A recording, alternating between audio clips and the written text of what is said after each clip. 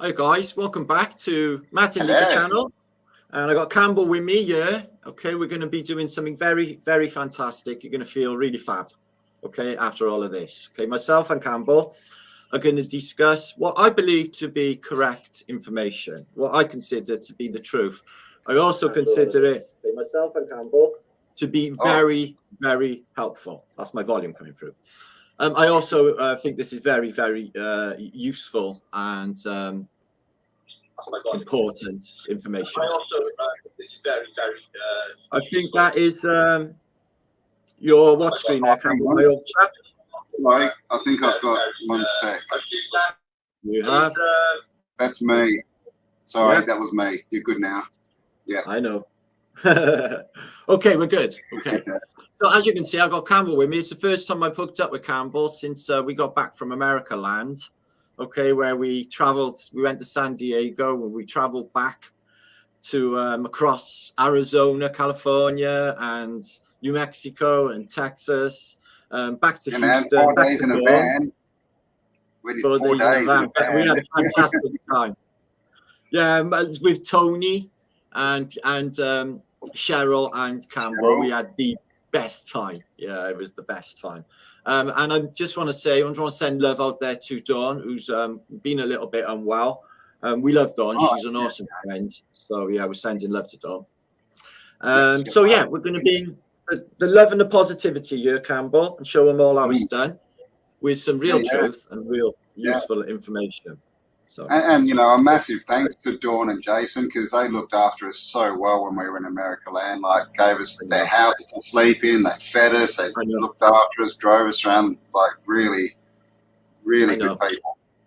I know, they are fucking awesome. I know. Can't say it. I just can't believe how nice they are to us when we turned up. Just So yeah, I just want to say to you peeps, guys, a lot of you in the chat, biting at the chomp. We got a party next week. I'm doing the martinliedtke round table meetup. I got the gang turning up, a lot of my British posse, some friends, school friends, stuff like that. It's going to be really good. And just the peeps. So we're getting together at my local boozer, the Highfields, which is an old world building, 400-year-old building. I hired that out. Yeah, so that is next Saturday. So it's only 6 days away. Okay, there's some tickets left. You can also pay on the door if need be. Okay, but you can make arrangements to get there, and I'm going to show you. We're going to be laying on a really good day. Okay, so that'll be So we did a round table in Houston, so it'll be similar. Get your tickets, guys, because everyone loved the one in Houston. It's much more interactive, smaller group. Everyone can sort of get involved and have a chat. And man, get your tickets. Yeah, so thanks. So yeah, and after that, like, we're going to just basically crank up the tunes, and we're going to have a bit of a dance because it's Christmas. Yeah, party. We're going to have a party. So leave that bit to me. Big piss up. So yeah, we're going to make the best of it. We're going to live life, okay, like there's no tomorrow. Okay, we're going to live life now. Okay, we're going to be bold. We're going to be brave, courageous. I'm going to forge ahead with the positive information is what we're going to do. So you were, do you know what, Cambel? Me and Cheryl were saying, you know, you in the whole time we spent with you were just a total blessing, brother. You know, I never heard you grime or moan fucking once. Not once did you moan about anything. And believe you me, I think you've got good reason. You could moan, but no, would you fuck? Yeah, eternally optimistic, eternally fucking ether popping with your magical powers. Yeah, magical. Yeah. I mean, fantastic time ever. Yeah, man. Complaining's just focusing the universe on what you don't want, and that's what you're going to get because this place mirrors. That's what you're going to get. Yeah. And everyone around that you complain to, they don't care, guys. They'd rather you did it. They don't want your shit. So I have got some stuff I want to share with you a little bit later on, guys. It's just basically a little bit of video of me and Cambel in San Diego that hasn't been published, which is awesome. Me and Cambel found ourselves in Coronado Beach, in one of the best places you could possibly imagine, like that behind me here. And me and Cambel are living it. Yeah, it it was awesome to see. You know, I didn't know places like that exist and how the other half live. It's quite disgusting in many ways, but you know, it's nice to experience this. Oh, it was, man. Like how the other half lived, right? It was like almost a movie set. It was like no rubbish anywhere. Everything was clean, manicured. It was crazy. I never thinking in the back of my mind, you know, about like, you know, the fact that, you know, the state of the world and these people have got absolutely everything, you know. But going on what I've been thinking about and what I'm going to talk about now, Cambel. So you brought out the phrase, which is now worldwide, ether popping. That was you. Okay. Cheryl went up to you and said, what are you doing, Cambel? You said, oh, just ether popping. It's stuck. And we've been using that since. Okay. That's Cambel's. But it's everyone is saying it because it explains it so well. These magical flow states that we find ourselves in. Okay. But you've got to set yourself challenges. Okay. You can't just sit there on your laurels. Fuck all will happen, guys. Okay. So I'm just going to hit Cambel up with this. But thankfully, in our brief chat before the show, Cambel was already up on this philosophy. So what I'm going to do is I'm going to take aspects of an old philosophy that I used to look into years ago.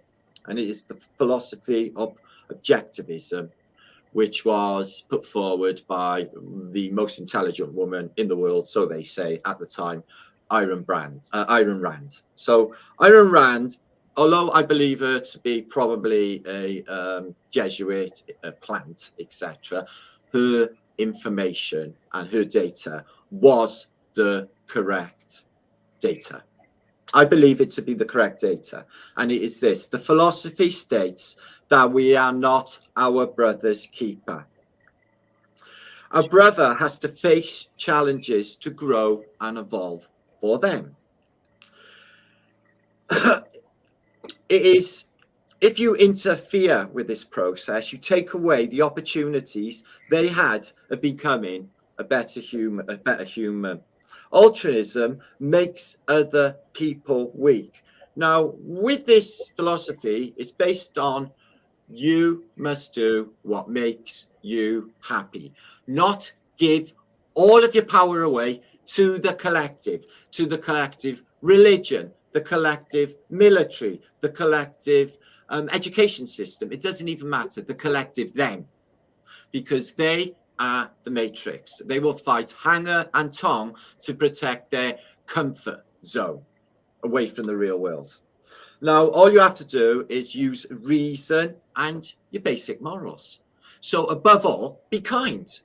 Now, this theology sounds a little bit selfish, to be standing alone. And I find it quite scary. And I find it really tricky. And I find it multi-layered and highly complex to get right down to the nitty-gritty of this idea. But it seems that there are two types of people.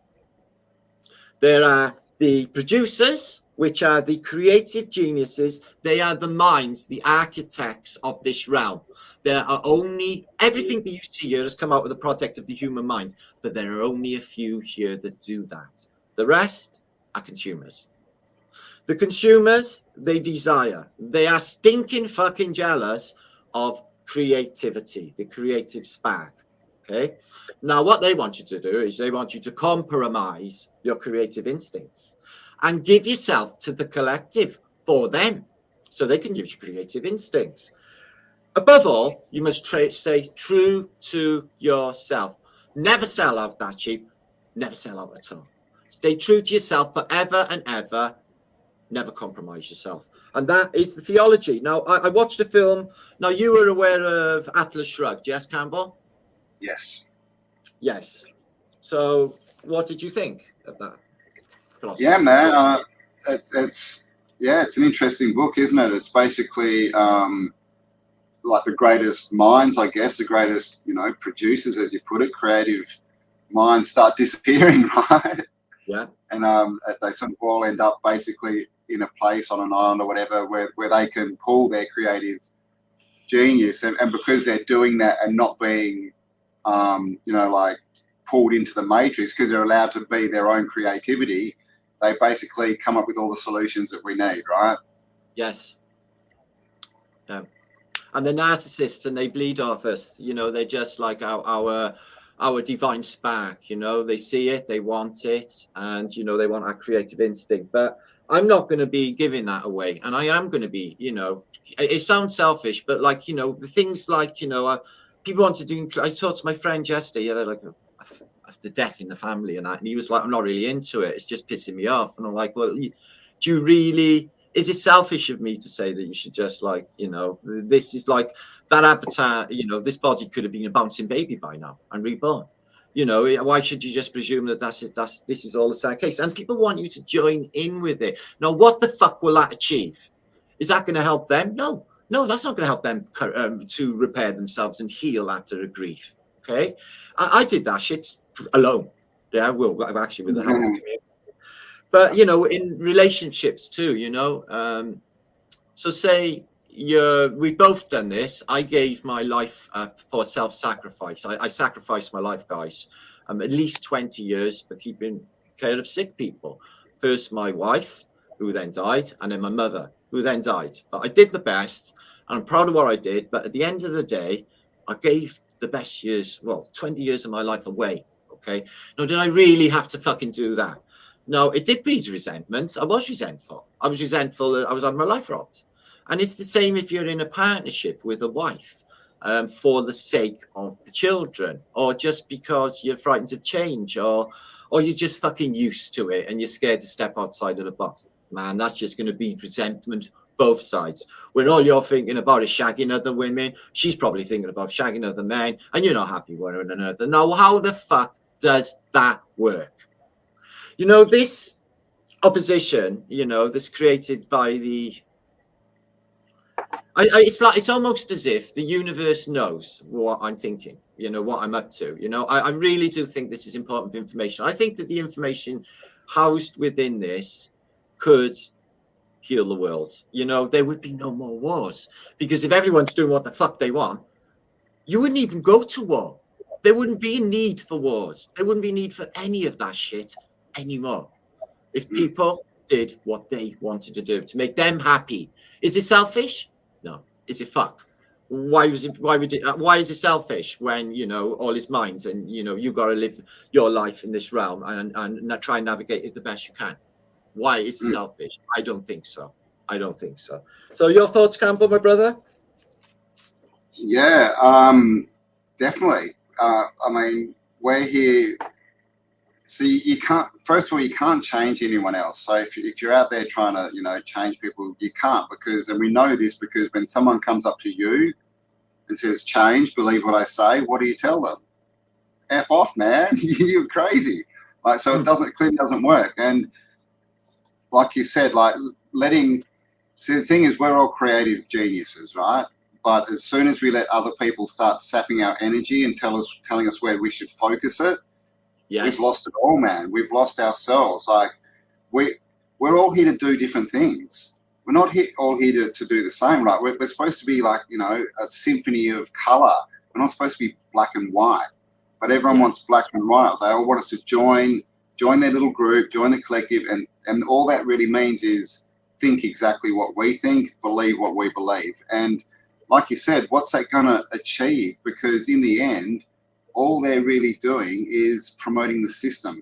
And it's because, like you said, they're scared, right? They're in a job and they're scared that if they leave and follow their dreams, they'll lose their house, or what will people think? Or, you know, that people are stuck in positions, like you said, because they're not being themselves, and they're giving their power away and letting other people make decisions for them.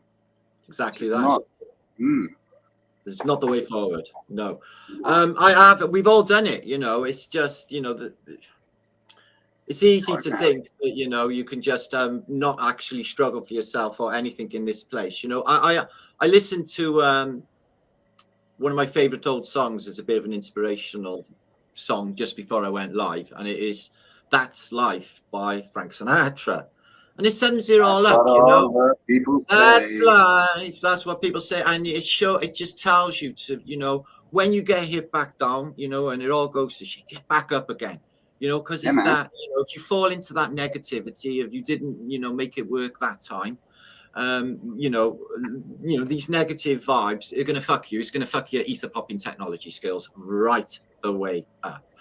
Another thing that Iran brought up, which I thought was important, is giving your love away. So everyone is loving on everyone else, but are these people that they're loving on actually worthy of receiving love?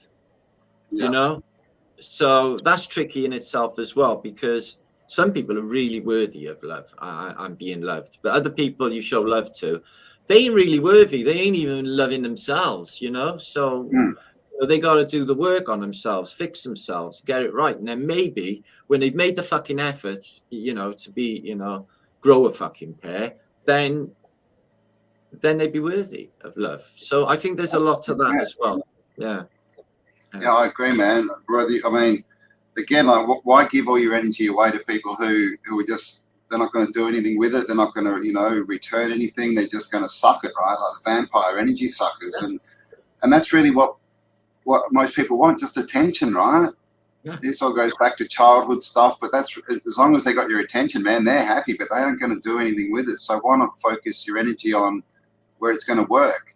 You know, even if there's only one person that gets what you're talking about, well, that's good enough, right? You don't need 1,000 people or whatever it is.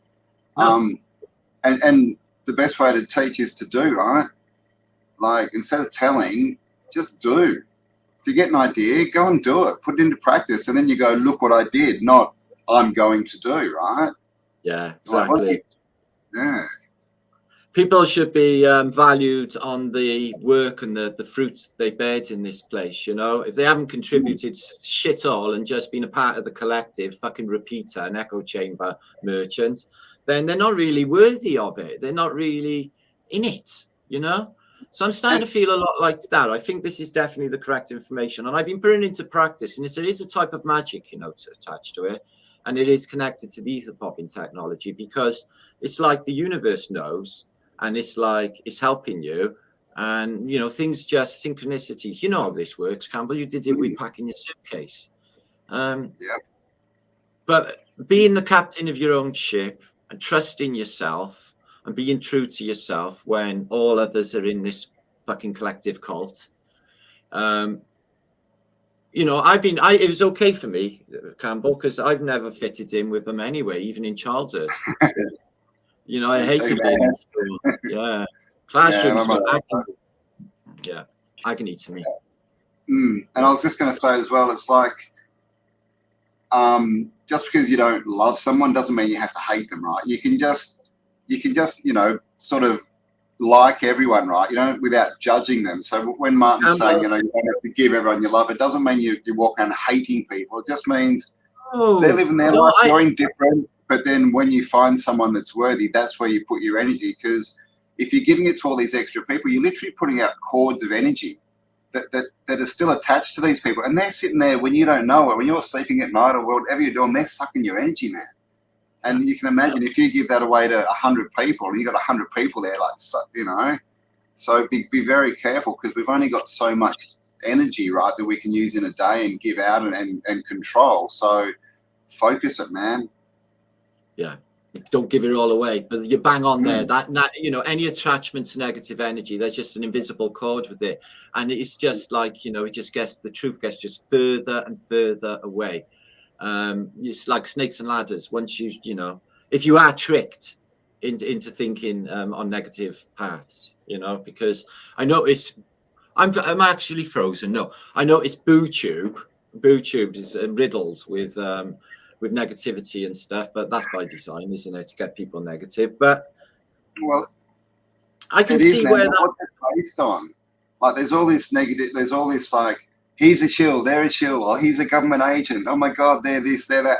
I've heard that on so many channels, I've seen so many shows, but I've never seen any evidence, no evidence whatsoever of someone being paid or employed by someone or anything like that. It's just all talk and all this fantasy stuff. And what it is it's an excuse, is what it is, for people to say, well, my YouTube channel's not doing as well because I'm being shadow banned and they're being put up because they're a shill. Crap, man. Get over yourself, man. Seriously.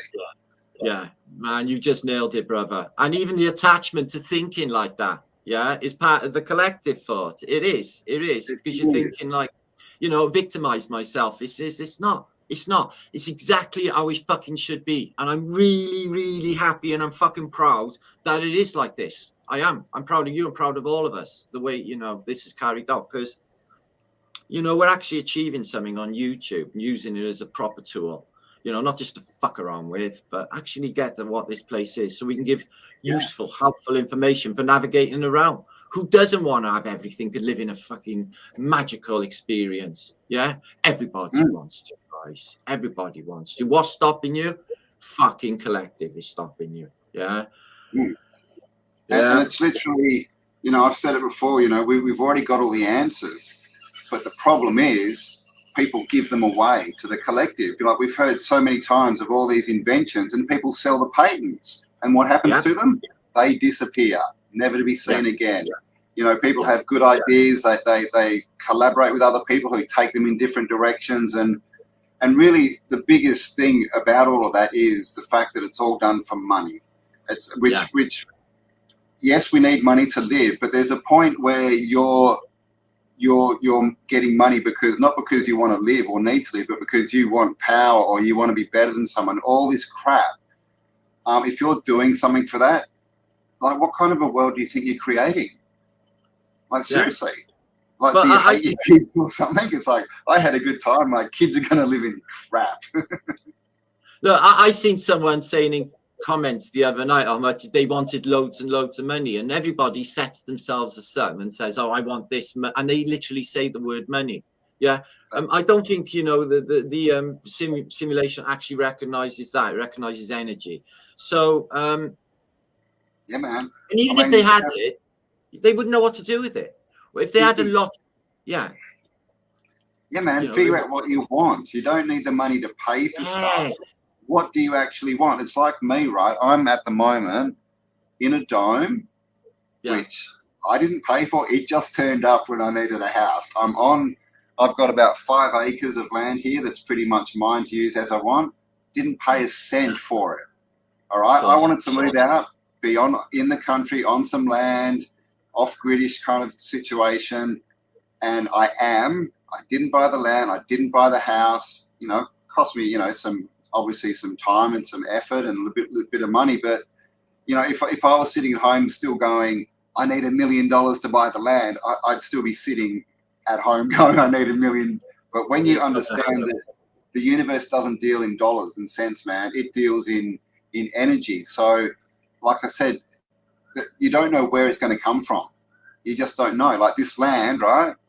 Everyone knows I'm on Kelly's farm. Like that just popped up, right? It doesn't have to come in the form of money and you buying something. And that's the biggest thing that people get stumbled on. That's what holds them in their box. You know, I can't go and chase my dreams because I've got a mortgage. What will people think? I've got this, I've got that. Without thinking that you're basically choosing to stay not having anything you want for how long? What, 10, 20 years until your house is paid off or your kids grow up? Exactly. Life is about fun, man. You're supposed to enjoy it. You know, so if you're not enjoying it, make a decision and just trust, man. Have the guts to step out and make a choice, step in a different direction and see what happens, man. Because I can tell you it does happen, and it's always better than you've imagined, but you've got to give it the chance. Yeah, thanks for that, Cambel. Sorry. Rant. No, man, that's just exactly what I want to hear, brother. That's fucking awesome, man. Exactly what I want to hear.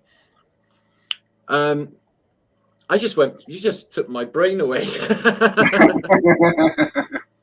I feel that we are on the cutting edge of a useful philosophy. I think that, you know, this is like a second renaissance, a second enlightenment on the horizon. And there are enough people in here, you know, that get it, you know, how to do this technology away from the collective. So I'm going to carry on with this mode of thinking, you know, all of this debating and stuff I've been doing for years and all of these ideas I've been having, I'm actually not that interested in anymore. Because, you know, how is it benefiting, you know? Okay, we've established we're in some sort of reset cycle. Okay, so where does that leave us? Okay. It leaves us in exactly the same place as always. You know, did it add any fear? No. What it should have done is added some zest to life, to realize that this place we're in is not fixed in stone, and events surely do happen. You know, like watery things happen. I am absolutely convinced, right, that it's down to us because we are the manifestors. I think that if they push a certain narrative and we think about it, we make it happen. So it won't happen. None of that will happen. Like wars don't happen. Like the theaters of wars, you know, like you said with plagiarization, Campbell, you know, they take authors, musicians, they take architects, they take their works. And these people, because they're usually creative geniuses, are usually empathic people by nature, aren't they? But one thing that is established is that true creative geniuses will never compromise ever their work. They won't. No. Yeah. No. Yeah. So they can want all they fucking want, but it ain't happening.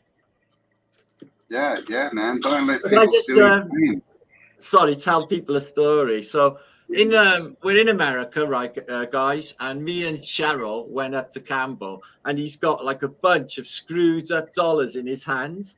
And he says to me and Cheryl, he said, "I don't know if I'm rich or I'm poor." You just didn't, you know, you like a Buddhist with your devaluation. It's just you didn't give a fuck. It's just an energy, you know. I don't know if this is loads of priceless, absolutely priceless, but right and correct. We didn't want for anything the whole time there, you know. Everything we set our intent to happened. Yeah, man, it was crazy. Yeah, man. A wing and a prayer. And then that's the best thing about nothing, and I came home with money in my pocket. I was like, how does that work? Didn't pay for hardly anything. He came back with, and I'm like, wow, okay, cool. So this there's somebody in never seen before in chat saying manifesting is a psyop. Is this slow electrics? No. Beachmaster. Well, I would completely disagree with that. How can prove to me that all is not mind? Obviously, all is mind, isn't it? How can it fucking not be when you're only perceiving this consciousness through the electrical responses in your brain, and you're seeing through your eyes, projected or whatever, into your mind? How can it not be mind? All is fucking mind. Obviously. Yeah. I mean, if manifesting doesn't exist, why do we have TV and education? Thank you. There's a brilliant. Answer to that. Yeah. I noticed with Joel Perceiver, he got it bang on, man. That guy's onto the juice too. And he said it's all about perspective. And it is, you know, it's all about your perspective and your attitude towards your worldview. And it literally shows on you. It is like a magic. I can't even explain it. This is the crazy thing, right? Because if you don't believe manifesting is possible, clearly you ain't going to manifest anything you want.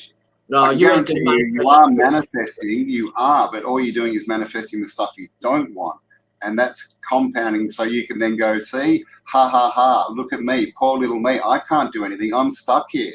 It's all the bad people's fault, right? But you've all heard the packing the bag story, man. I know manifesting works because I've seen both sides. I've seen people manifest good stuff and bad stuff. But the thing is, why would there be so much focus on making us believe a certain narrative, right? And this is education, everything, right? Music, media, everything. Why is that? Because we manifest what they want.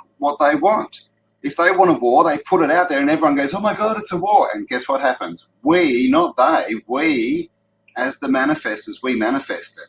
And I've never, ever, ever met anyone who's manifested something who says manifesting doesn't work.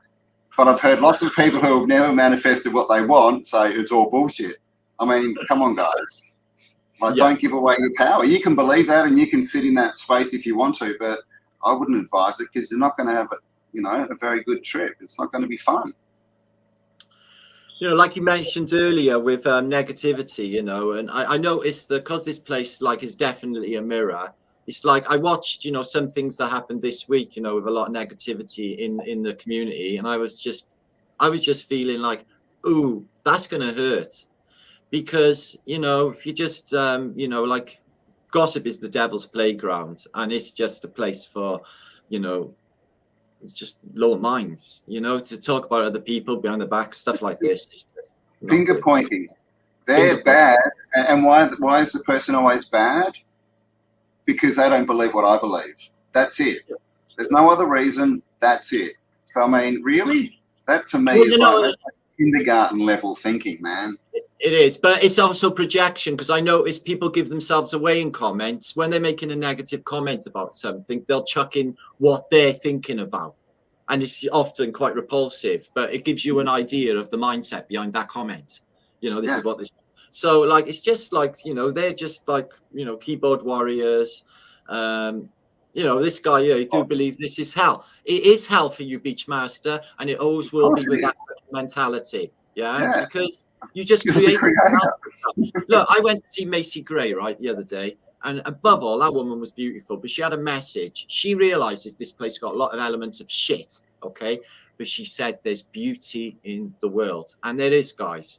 If you're just concentrating on the negative shit, that's exactly what you get. If you seek and you search the beauty that is in this place, that is what's going to show to you guys. It's all about perspective. And me and Cambel, we put this to the practice. And guys, we had the best time you never imagine. Yeah, in America. Best. Yeah, man, and that's just the start. We're just getting started. Oh shit! Yeah, well, it's so true, man. If you believe it's hell, that's what you're going to see. So we've got this thing in our brain called a reticular activating system, and it's the thing. So if you decide you want a new car and you go driving, suddenly that car's everywhere, right? That's all you can see is that car. It's not because those cars just suddenly appeared. They've always been there, but your brain is now focused because you want that car, so it sees it everywhere, right? Exactly the same if you think the world's hell. All you're going to see is the bad, and every time you do that, it's going to tell you, see, I'm right, it's hell, right? But if you believe it's heaven, same thing. You're going to be pointed out all the good stuff, and you're going to keep proving, because all the brain wants to do is to prove you right. This is the conscious mind, right? The great trickster, the great pretender. It wants to prove you right. So if you feel like the world sucks, it'll go, okay, and it will show you all the sucky bits of the world, and that's where you'll live. But I mean, if this is hell, answer me this question. Why do we have happy people? You know? Seriously. I think, you know, the whole, you know, if there's the devil, then does that mean that there's God? You know, this whole religion narrative is just a clear control mechanism so that we give our power away to some sort of bullshit entity or mediator, when it's us. It's fucking us. We are so powerful. And we do it. It's the doubt that is the killer.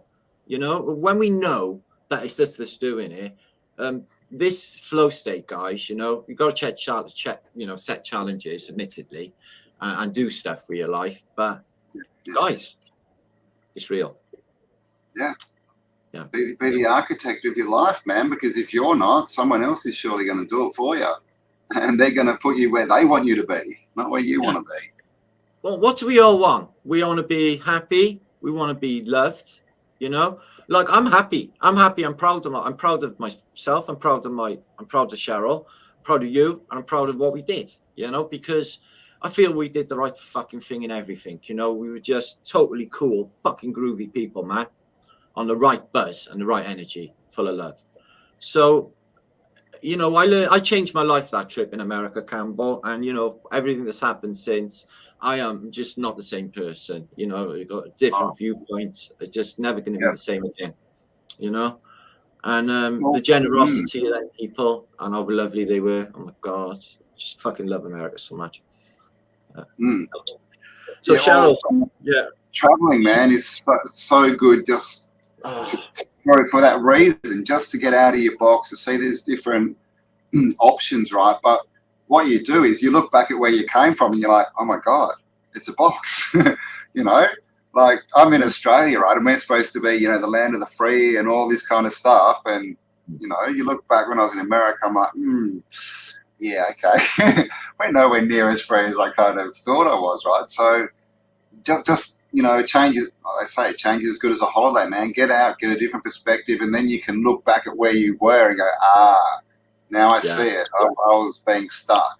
Yeah, and then you'll start to giggle to yourself, and then your mouth will lift up, and then you'll start laughing. Laughter is a technology, and it puts you in a flow state. Surprises do exactly the same, you know. Yeah. This is happiness is a key, guys. That's why they're just bombarding everyone with negativity. Perspective, man. Like sometimes the worst things, you know, like 5 years later, you look back and you're like, that was the best thing that ever happened to me. And like I said, you can laugh about it, you know, especially like the arguments and the stupid fights and all of these, you know, stressful situations that we put ourselves in. You know, you look back with a bit of perspective and it's just, oh my God, I'm an idiot. And you laugh about it, right? Yeah, like Frank Sinatra. And again, like, I did it my way, you know, and he got that line, you know, I look back and I find it all so amusing. And it is with the perspective, you know. But if you're in it and you're not consciously living your life, if you're in the collective just being like, you know, another bloody bubble in a washing machine, then, yeah, like it's not going to be amusing, man. It's going to be stressful and hard. Like you need to rise above it and get a perspective view, man, a bigger picture view. There's more going on here. It is hard. It is hard and it is tricky. It is. And I understand that people think to themselves, well, everybody does it. Everybody does the same. Everyone looks the fucking same too. Have you noticed? You know, I knew in school that they were doing a mind control number on me. They were trying to break me using corporal punishments, canes, pain on a daily basis. Like, you don't fucking beat children into submission. Like they fucking did with me. Try to. Bro, I had the cane fucking 6 every single fucking day just for showing up. On the hands, yeah, man. I got it on the hands. Yeah, they swell up like fucking balloons. I couldn't do any writing. If I tried, I couldn't even hold a pen. Every single fucking day. If they could catch hold of me, because I usually not go to school and then they search for me and stuff. Send a boardie looking for me and shit. Yeah, absolute fucking torture. Because I couldn't fit in with the collective. I could see what they were doing, the teachers and the kids. They were all in it together. There was only 1 or 2 that could actually think for themselves, but they were confused as well. But I was the same then, but I couldn't put it into a context of what I was up to. But, you know, I was all too ready to just give it all away, you know, and, you know, the sacrifice thing, you know, it's like, say, for example, you had a drug addict relative. So do you keep giving them money? Or do you leave them money in your will so they can go out and carry on their addiction? Or do you fucking cut that off so that they can go and fucking fight for themselves and get themselves well? Well, obviously, you don't help them. So, you know, people, yeah, there's loads of scenarios where you think you're helping and you be, you know, but it's not. You've got to be cruel to be kind. You've got to be fucking, this is this person's journey. If they can't get it right, that's on them. Yeah, man. Yeah, yeah. 100%. So, yeah. So it's not being selfish. It's thinking of yourself, you know. You can think of your loved ones, the person's close to you and stuff. There's fuck all wrong with that. But I mean, giving your love, you know, to unworthy fucks in the system, it is mindless to me. You know, I think it should be based on reason. You know, we should be reasonable and think about, you know, everyone knows and they've got the emphasis. This place is broken. Is it? Go to fucking Coronado Beach in fucking San Diego and see how broken the world is, because it fucking ain't there. There is. At all. And Kelly's just come back from India and China, and she said that, you know, for what was it, 2 months, 6 weeks or whatever, no one's talking about, you know, the end of the world or Klaus Schwab or resets or anything. She said she didn't come across one, you know, conspiracy sort of theory thing. So this, you know, a lot of the time we believe that our beliefs are, you know, realm wide, or that everyone's the same as us. It's not. You're in your own little world that you're creating, and you can't live anyone else's life. And why would you want to? And this is the thing. You know, everyone's been running around trying to wake people up. I'm waking people up. I know. Well, how? I mean, that's very, very bloody self-aggrandizing, right? I mean, what gives you the right to go and yell at people because they don't believe what you believe? Yeah. And what gives you the right to take away their experience of learning? You know, like, no one grows if they're wrapped in cotton ball and you know, spoon-fed for their whole life. What's that person going to do and achieve? Nothing, right? You learn from struggle. That's how we grow. We grow more because we see what we don't like, and so we can grow away from it. You know, so this is the thing. We can also grow towards what we do like, but most of the time we get shown what we don't want. You know, and if we don't, and the longer we take to realize that and to make a movement in the other direction, the worse things get, man. The worse things get. You know, and you'll see people, I hate my job, I hate my boss. So what do? They get another job. Yeah. And guess what? They hate their new boss. It's even worse. I mean, you know, it's like government. You know, it's like, this guy sucks, so let's vote someone new in. No, you got to do something. Even if you think with hate, though, you know, I honestly say, and I know there's terrible things happening in the world, but I don't actually hate anyone, because I'm neutral. I don't feel that, you know, I know there's terrible things, unless they're in my face and in my shit, you know, like then they might have a reaction. But apart from that, you know, I don't actually give a shit. You know, it's not my business. So I'm neutral. Yeah, like, all that stuff is not good. You know, all this war and all this stuff. But I mean, for one, we don't know how real it is, how big it is, the scale. You know, clearly we don't know. But two, it's not your experience unless you're there. It's not for you, right? And I heard a quote the other day, and it was, you know, and I'll get it wrong, but it was something like, you know, people are so stressed out remembering a life that they never lived because it's someone else's experience. It's not for you. That's what the telly wants you to take it on. Right? All this big media machine want you to take it on as your life, and oh my God, it's so bad. But guys, it never happened to you. It's for someone else. So stop martyring yourself and saying, I'm such a wonderful human being because I care about the war. Do something. If you care that much, shut up and do something that's going to make a change. And then say, look what I did. You're so right. You're right. It's like, you know, the power of us all together is, it's not like I'm not going to say a collective, because individually, but, you know, if every one of us individually recognizes our own power and we utilize that for the better for ourselves, you know, the whole world will reflect it. You know, the whole world is a mirror. You know, if you fixed yourself and you've got no fucking ego issues, then everything else is just going to fucking, because, you know, a lot of that bullshit that happened in the past was me and my ego and male instincts and shit. Which is part of the collective again. So shit. But you know, I don't regret a day of anything that I've ever done anyway, because it's left me where I am now, which I'm really happy about, actually, at this point in time. Super happy. There's no mistakes, right? There's only mistakes, and as long as you learn from it and take two and do it again differently, then there's nothing. There's no mistakes. There's no problems. It's just all learning, which again is a perspective, right? Some people will be, oh my God, poor little me, woe is me, look at all this stuff happening.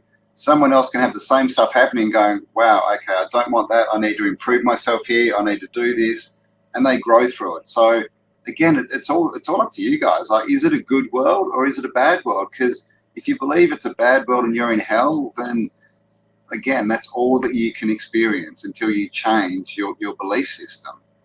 You know, and as far as this, you know, helping other people, like, if you let people lean on you, how are they ever going to learn to rely on themselves? If they can rely on you for everything, how are they ever going to learn to rely on themselves and become a functioning, useful human? Right? Exactly. That's why we have so many useless humans at the moment, because they get everything given to them. They never learn. They never do anything. They never grow. Yeah. It don't make it easy in Britain, because this is a nanny state where, you know, the average British gentleman is like, don't do nothing. They just slob around. You know, they don't even walk, they shuffle. And then, you know, they just watch shit on the telly all day and talk bollocks for the rest of their life. You know, they might be happy. You know, I'm not in their perspective. That might be you know, from their perspective, do they look happy? No, they look fucking ill, all of them, and they moan like fuck. Because none of them are really happy. Even the people with money, they moan. Yeah, because, you know, they got, like, may have health problems or something, you know. Money is not happiness. It is not happiness. Yeah, and being able to live and just do that, great. You know, yeah, I'm like going to get back to America early sometime in February next year. Wow. Yeah, because my girlfriend Cheryl, as you know, just gone back. She had to go back on business, so I've been like pining, and it's been tough. Having a relationship 5,000 fucking miles away. But we're gonna, yeah, bro, it's fucking savage on both of us. So yeah, I'm gonna have to just sort that. Who knows, man? I may be going back late February, early March too. So if I do, we'll have to catch up there's again. stuff in the planning. There's stuff in the planning. I'm not going to say too much now, but there's going to be, you know, there's going to be meets. There's going to be big fucking things happening next year for us, and you know, and obviously you'll be there. So yeah. And that's all it is, guys. We're the architects. We make plans. We decide what we want to do. We put it out there. We walk, you know, start moving in that direction, and it'll happen. It will happen. Watch this space, man. Like, so if you think that manifesting doesn't exist, watch this space. Because at the moment, I'm sure Martin doesn't. I don't have the money in the bank to buy the tickets and to get things sorted out. That's why Cheryl had to go on her own. I couldn't go with her. Just never had the money. It's just really tough. But we will, because we're not after the money. We're after the experience and the trip, and that's what we're manifesting. The first time I went to America, chasing Cheryl, basically, fucking, I went on a wing and a prayer. I never had no fucking money at all. And it's just like just fucking miracle little helpers came out of everywhere. Yeah, I just stayed in Dawn's, Jason's house, just like it was my home. They just made us welcome. Like, you know what she's like. And I never wanted for anything. So, like, just proper looked after. And I didn't actually put my hand in my pocket. But, like, you know, I don't actually want for much. Like, I'm happy with just, like, I need my weed. And my bit of food, because I get crunchy if I don't fucking eat. And that's it, really. You know, and maybe a Bloody Mary and a pina colada. Bloody Mary. Make us happy. If you like pina colada. Yeah, let me just remind people of... let me just share a picture, a thing here, Campbell. Remind the people of... the video. Yeah, I haven't actually published this. There is volume with it. It's when me and you, the second day in Coronado Beach, after the SoCal event, Jason's event, and then we've gone back to, you know, celebrate and drink margaritas on the beach, right? So we've been on the beach, we're fucking splattered, yeah, and we've gone back to that table, and it's then, right? So yep, cool. Yeah. This is. Oh, now first of all, the paintings from Max Steel.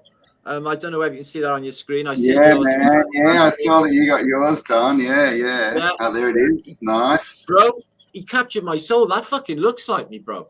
That looks exactly like you, man. Oh, he's an amazing artist. Yeah.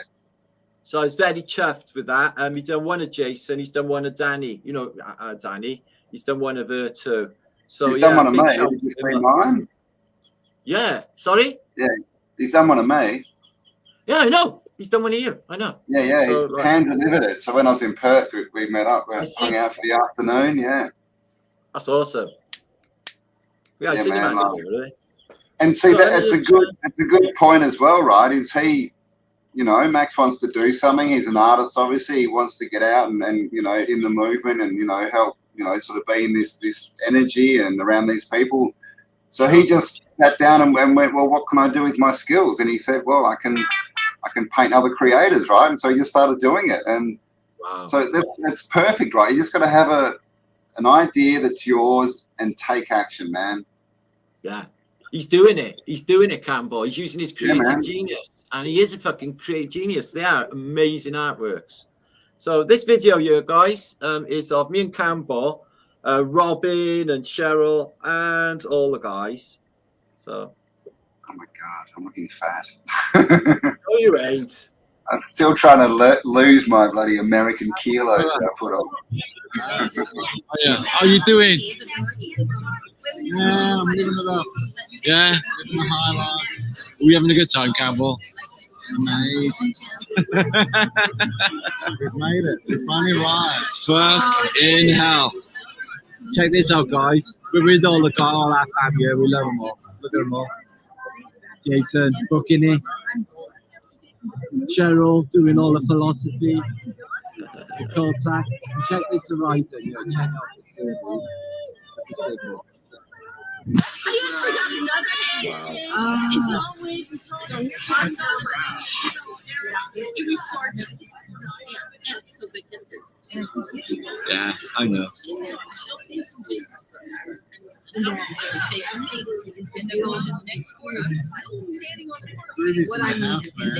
I know, brother. So that's what we've been doing. Grooves in the heart. Grooves in the heart. Yeah. Grooves in the heart. She was 50. Groove is in the heart. Yeah. I remember that. Yeah, that was, it just looked fantastic, didn't it? Yeah. And there's a that place was just, it was crazy. And that's again, right? We both went over there, you know, got ourselves there. We didn't have heaps of cash with us or anything, but we ended up at probably the most expensive place in San Diego for 2 days. Yeah. On the beach, had a couple of meals there. Didn't cost us a thing. It just happened. Look right? at me and Jason. Yeah. Jason's first time in the Pacific. Me and Jason, we've been in the Gulf of Mexico and in the Pacific together. He fucking loves it, and he never knows where's his fucking clothes. Always. I know, right? He just walked straight in. Walked straight in. I was like, I got shorts on under here. What the fuck? So yeah, it was the best time. I just fucking love them guys. We had the best time. So, and the music and the fun with Max, that fun with the lakes that day. Oh man, it was just the best. So. Yeah, man. Big thanks to Meryl. Yeah, but yeah, that was crazy. You know, we were staying at a house with this amazing view. You know, again, just all organised for us. Like we did some really cool stuff, and like it was all just, you know, we didn't have to manifest money and go around and pay people for these experiences. We just manifested the experience, and it just all happened, man, and it was awesome. Yeah, I can't believe all what we've done, Cambel, and all what we've seen. Look how many states you've been to. Oh my God. Oh my shit. Been to I know. 14 US states, man. That's San Diego, what we had out of our back garden there. You see that? Yep, we can see that. That view was crazy, man. Wasn't it fantastic? And it's not even downtown. That was behind the hill, wasn't it? You just see the tops. Yeah, that was see that plane coming in? You did that. It's the craziest airport in the world, San Diego. It's like next to Hong Kong. It's like the most fucked up landing. You literally got to go through skyscrapers to get there. It's crazy, man. If you can do that, if you can fly into San Diego, man, do it, because the last 15 minutes as you're coming into land is just crazy. Yeah, that was, I can believe when I was watching them coming in over the beach and then just through the buildings, I was like, fuck! How does that go wrong? So anyway, guys, just going to shout that. That's the Knights of the Round Table. The last one Cambel did. Me, Jason Cambel, Max Egan. And then that was in Houston, Texas. And now I'm doing one in my local pub. That's next Saturday on the 9th. So we're going to do a flat today. Then I'm going to present. We're going to have a party. We're going to discuss stuff. And we're going to talk, yeah? It's going to be epic. I'm going to lay on a bit of grub so that you all don't, like, get too Ramsey list. And this is the thing, like meeting up with people is, you know, that's the feedback we get, you know, from all the different shows I've done and all the stuff. It's always, the feedback is always people love it because they meet other like-minded people. They can talk without censoring themselves. You know, it's never sort of, oh, Martin and Cambel were amazing. It's always the other people that we met and talked to and creating friendships and all. That's what we hear all the time. So if if you're around, if you're in England, get down there. If you want to, change your life, get people who are going to give you, better, things to think about, right? Get out there with people that are changing. If this is the movement, the direction you want to go in, then take action, do something, and don't be someone who sits at home going, oh, I can't afford it, even though you've got money in the bank and everything, and you're like thinking, oh, but if I spend this, what about this? What about that? Yeah, don't worry about that. Listen, I can guarantee I am the fucking party. You will be having a good time. And if you go, the money that if you need any more, it will turn up, because what you're doing is you're telling the universe that you're worthy. You believe you're worthy of having the experiences that make you happy. If you keep saying, I can't afford it, I'm not worth that, I can't go, what are you manifesting? What are you telling the universe to give you, right? So guys, bank on yourself. Put some money into yourself, right? Grow yourself and get out there and meet people and do something, right? Do something with this money stuff. Meeting no good people, in your wallet. Get out, meet people, man. And then there's so many businesses and things have started from people just meeting each other. And they find they have similar interests, similar whatever, and they get off and they start, making businesses and YouTube channels and all types of stuff. So people fall in love and stuff. Yeah, falling in love, having babies, all types of stuff. But unless you give yourself the chance, none of that can happen. So, that's another thing is people devalue themselves so much, but they think they're worth less than a $50 note, right? I can't put $50 in because whatever, right? I've got bills that might come up of this and this, which is all the system. I'd rather support the system than myself. That's give it away to the collective and not make myself happy. See, there it is again. Intention, man, it's everything. So I hope you don't mind, but I'm going to just share a couple of pictures. It's connected to what we talk about. So just a topic aside, but it's connected, is... I got some images here that I'm going to show you. And what it is, in the 1800s or in the days of Tartaria, seems that people had really, really, really long beards. Now, the Rosicrucianists had their hair long to the floor because they said they were antennas. So I got a load of pictures of all of the animals that actually have antennas. And also cats and dogs and rabbits, they have whiskers. Humans haven't got antennas, but they have. The hair is our antennas, and a beard can be an antenna. So I think this is a technology. Yeah, exactly. You got the hair as well. I think this is a technology. I think the clues are like, Samson and... Yeah, Samson, man.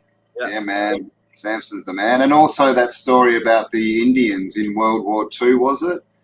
And they got all these really good trackers that were Native Americans. The wind talkers. Yeah. And basically, when they got them in the army, they cut all their hair off, and then these guys couldn't track anymore. They lost all their skills.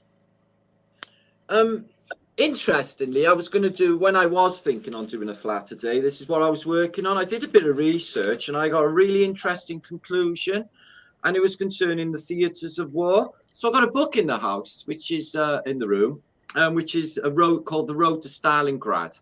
And it gives you all of the amounts of armaments, aeroplanes and tanks that the German army had in the build-up to the Battle of Stalingrad. But when I looked on Wikipedia and asked where are all these tanks and fucking planes that were meant to have existed, they're only saying in the few thousand.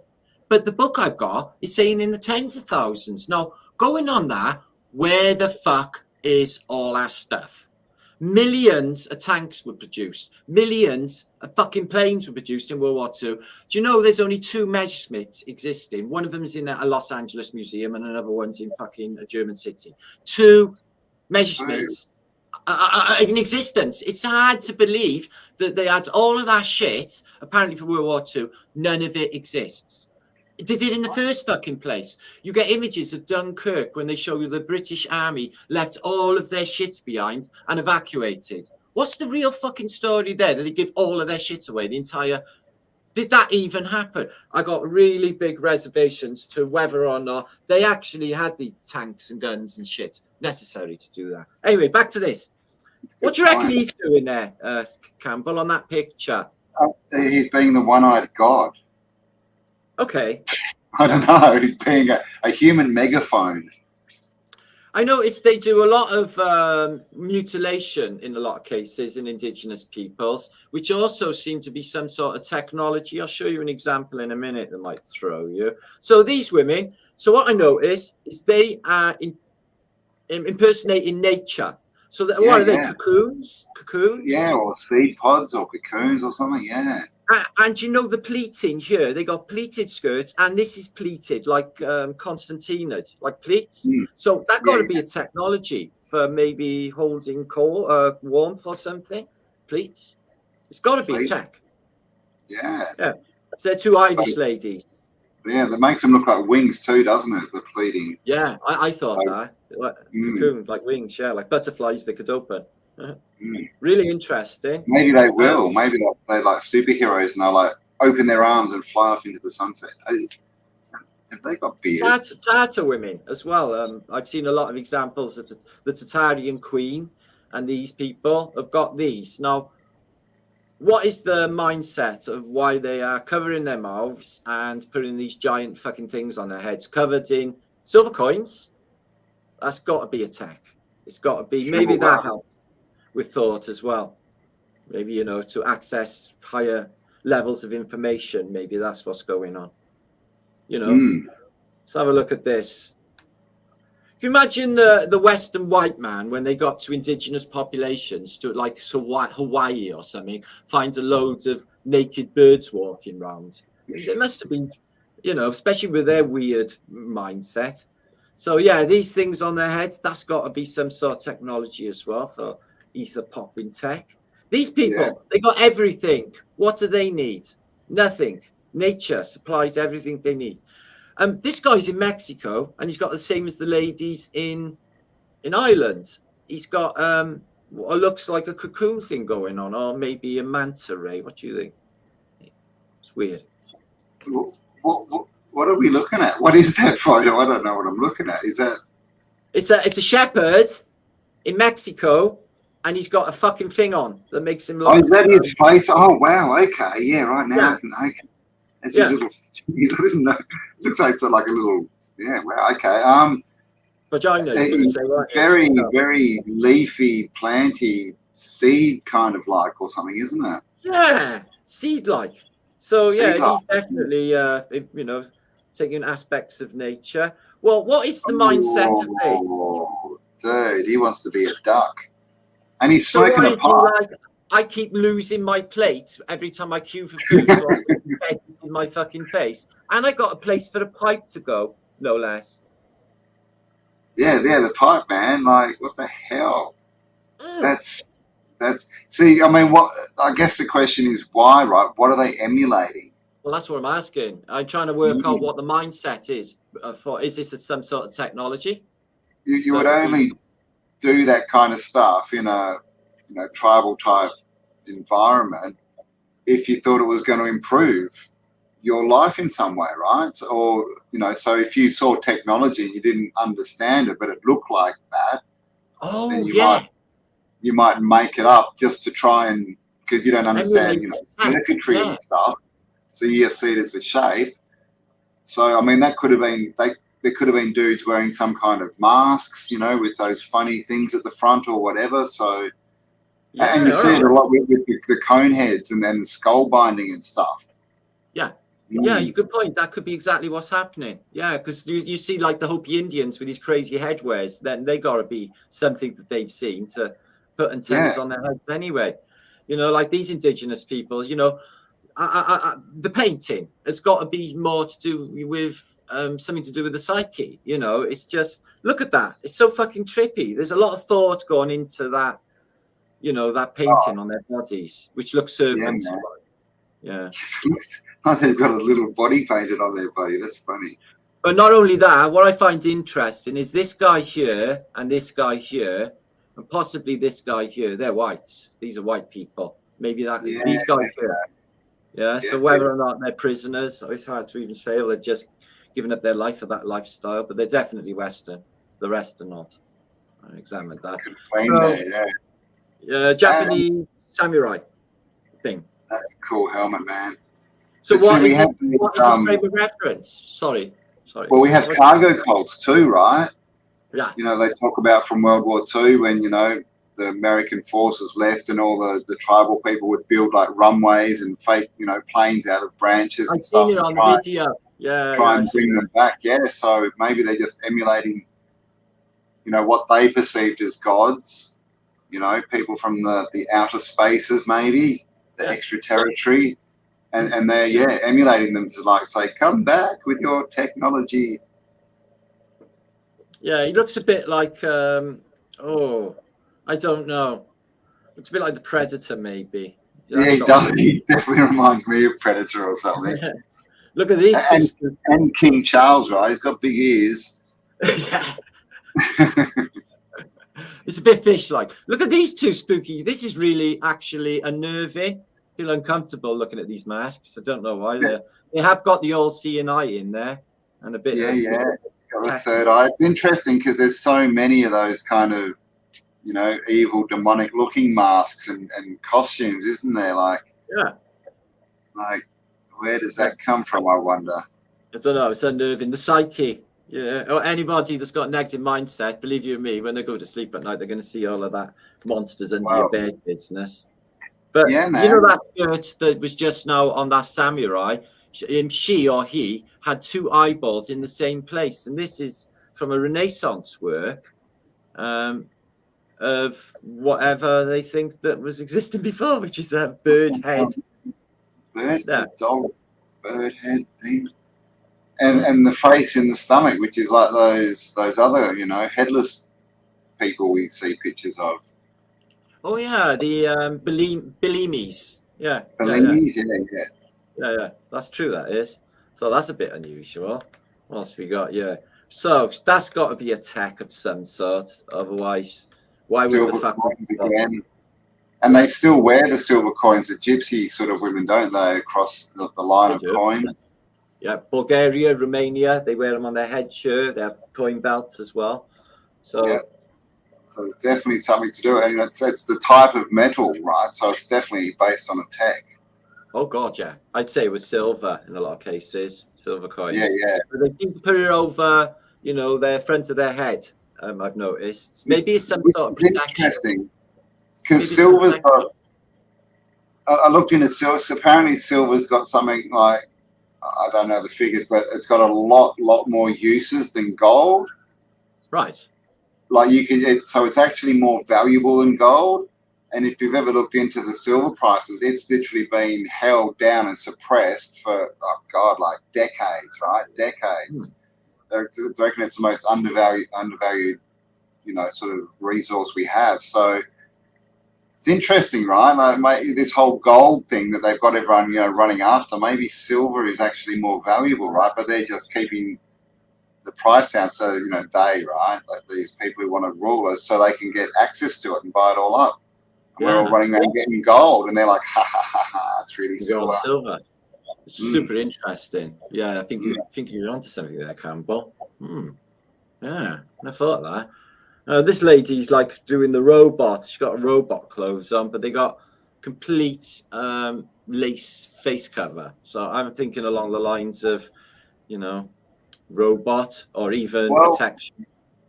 Yeah, we've got Baraka from the Vedas, who was he was a robot. Right. And they've still got his head. His head still exists, and it's a robot head that someone dug up, found in a box, and they dug it up, and it's in some museum. But he was a literal robot, right? He was the one who said that he would always fight for the losing side in a battle.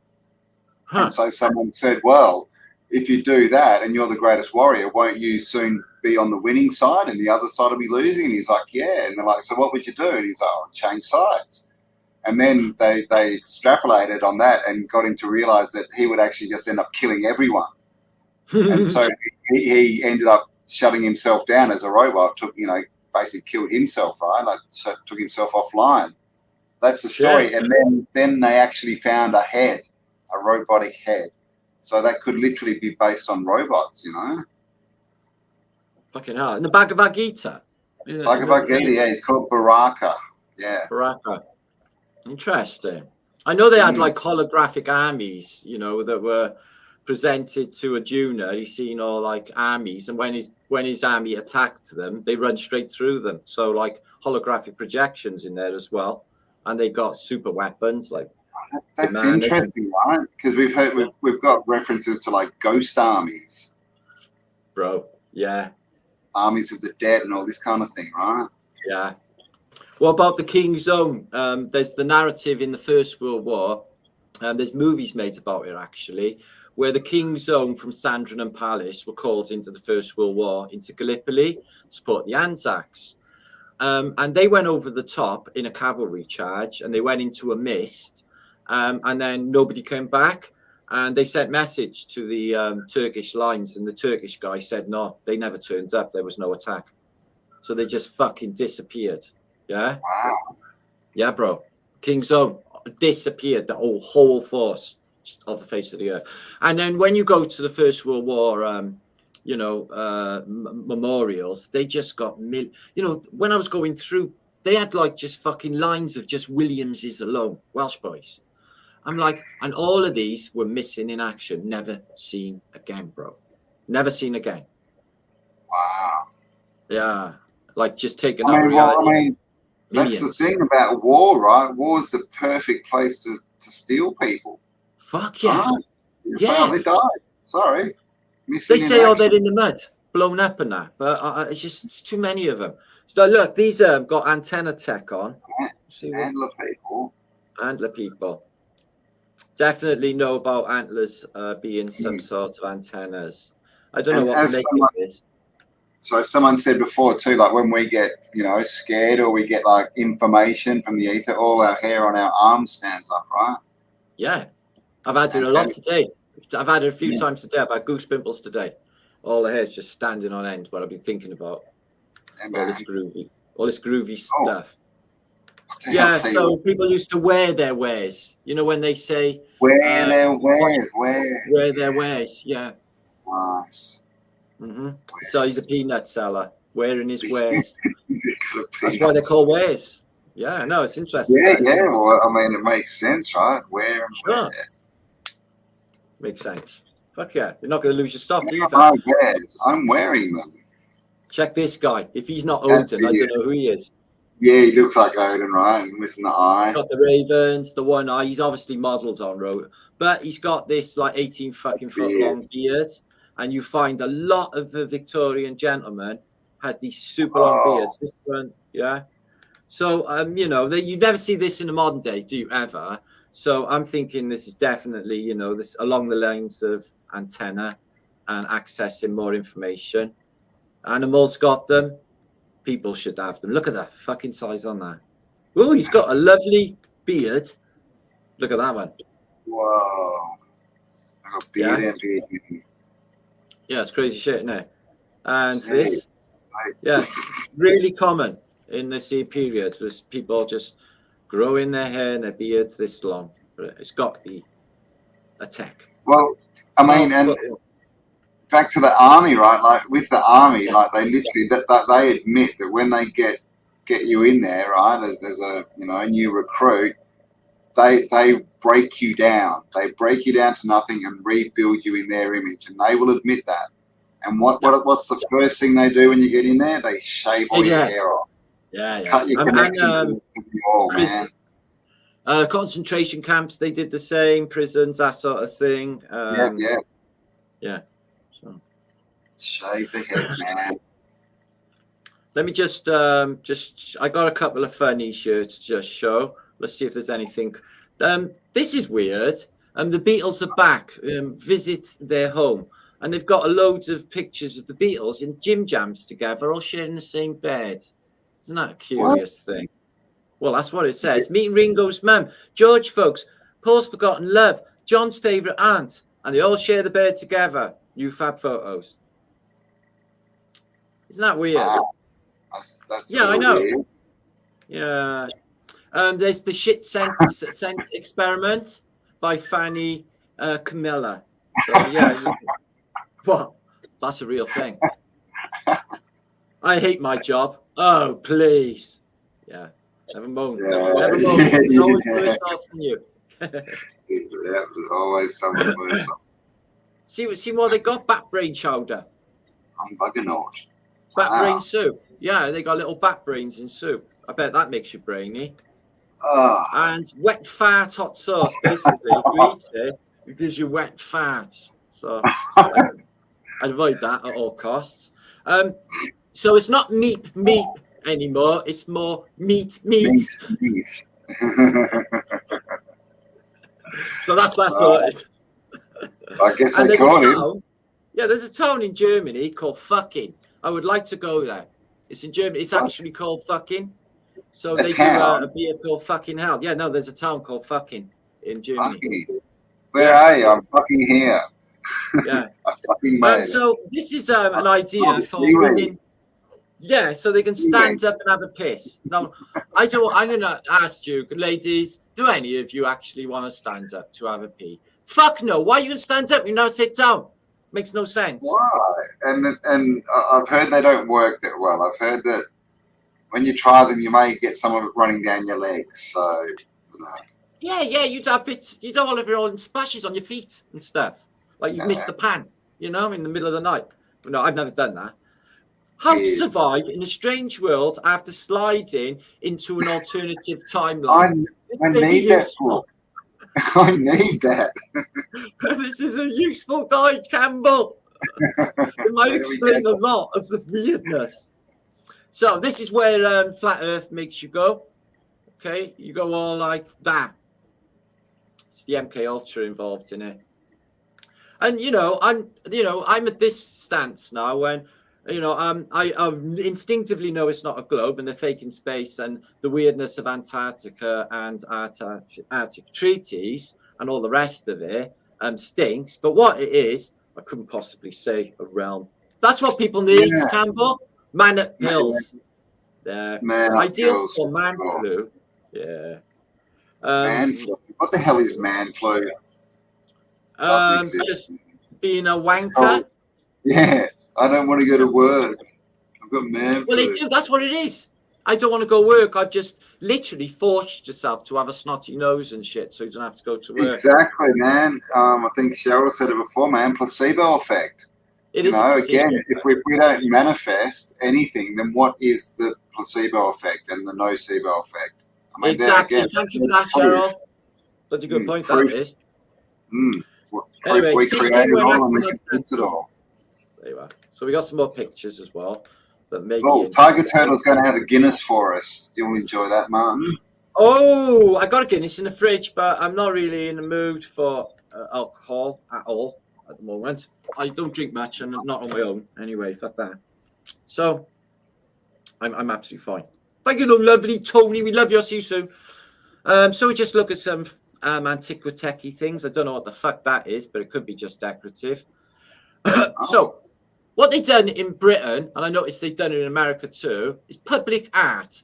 Now, all the public art in Britain is vile and makes no fucking sense. It's really, really stupid. So why do they do that? Why don't they have good public art? Yeah, they just have stupid shapes and shit. Well, I think it's called money laundering, isn't it? Yeah, somebody actually said that they think that there was explosives planted in them to blow up the centres of every city. Like, ooh, that's a bit negative.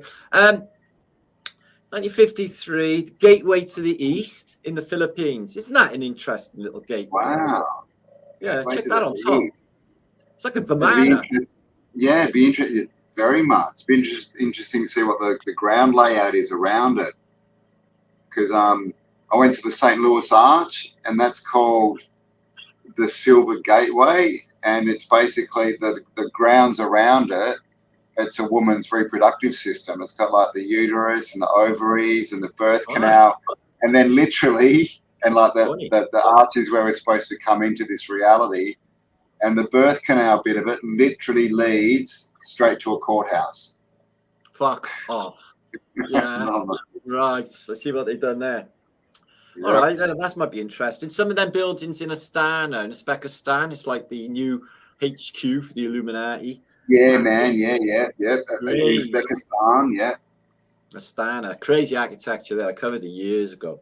So I found this another interpretation for Ezekiel's wheels. I've seen them coming out of the water. I've seen them coming out of the sky. But this one is holding like a levitating city with a guy on top. Now, it definitely looks like levitating stuff, doesn't it? And big. You can see there's a little city and some mountains in the foreground there. So it's... Oh, yeah, it's big. Yeah. It's massive, whatever it is. Yeah. So... really interesting, whatever Ezekiel's visions were, or, you know, if there's a reality to it. It's probably just something to do with taking psychedelics and saying what you've seen. It's probably what it all is. Well, I think there's also ties to astrology as far as the four, and I'm not good with astrology, is it the four arcane signs or the four, because you know how it has, he sees the head of a lion, which is Leo, like, what is it, an eagle, no, there's four anyway. I think they're like the cardinal points or something like that. But anyway, there's a tie to astrology somewhere there. Okay. I need to know. But also there's four of them, and they're four angels, like I covered, the four angels. And The then four there's angels, like yeah, exactly. Like an inertia plane. Well, that's everywhere as far as, you know, the 4 points and the bit in the middle, which is could be the realm, right? The tree of life, Well, that's what I was or just whatever, thinking. and the four angles. So, but you see that replicated on the top of pretty much every single old world building. Yeah, 100%. And most of them have got domes in them as well, right? Exactly. Oh, and it's yeah, I think this one's probably photoshopped. Yeah, it does look a bit. Even the top of that. But it's just a good example of, I think, of what might have been happening. But, you know, still fucking... So, floating cities, here's another this interpretation. Okay. Yeah, I know Kelly looks into these. She likes Yeah, man. We looked into it when we were looking into no toilets in Tartaria. You know, were they an airbound civilization? Yeah. Which is interesting. You know, all these cities and star forts, were they just like you know, where they'd go to restock and recharge and stuff like that with their airships? Who knows? Oh, I like that. That's really good. So, yeah, have you ever tried to catch a chicken? Ah, that one looks like a bit of a cock, doesn't it? Yeah. No, he's a brave knight. I was too brave to spare the women and children, sort of knight. Like, have you read this? Have you read this? The Demian, no.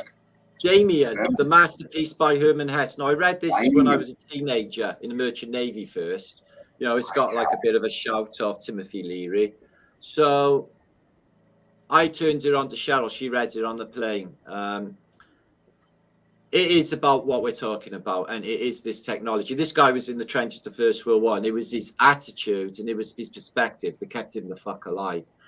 It is just such an amazing story. This book here, like we mentioned, Atlas Shrugged, they're just the most memorable books and life-changing books, and this is definitely one of them.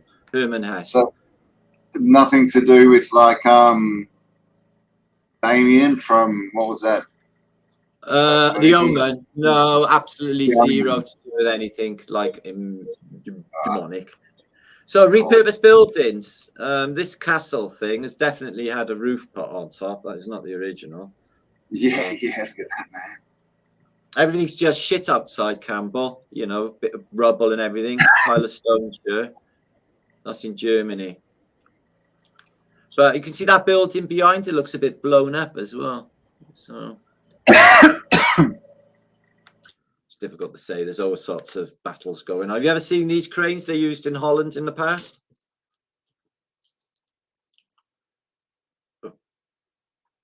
Is anybody there? Sorry, I'm just coughing. No, man, never seen that. Yeah, it's very big wheels. Coincidentally, I've got a picture on the wall by Bruegel of the Tower of Babel, and it has exactly the same crane on the side of it as that. Exactly. Oh, wow. So Bruegel was probably just showing painting what he'd seen in Holland, because this is in The Hague. This one. So, well, they definitely they needed tech like that to build all these buildings, right? They needed something. Yeah, look at these. How fucking beautiful they are. The old world. Oh God.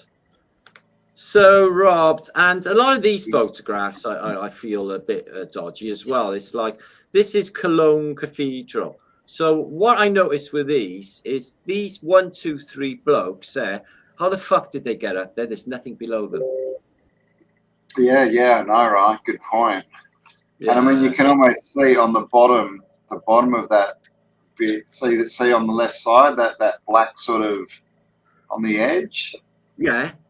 Oh, right. Yeah, it's like a lip going underneath, isn't it? It shouldn't be there. Oh, really. Yeah. I mean, if the sun's coming from here, there's something that doesn't look right. But I mean, that whole bit looks like it's just been put on, doesn't it? It looks like it's just been photoshopped on. Oh, it does. No, now you've brought that to my attention. I never noticed that, Cambel. Yeah. So yeah, and then you know when you get them pictures of people sitting on raw tile, the beam, the big beam up in the sky, yeah. Man, they gotta be fucking photoshopped. I always thought it was fucking stupid.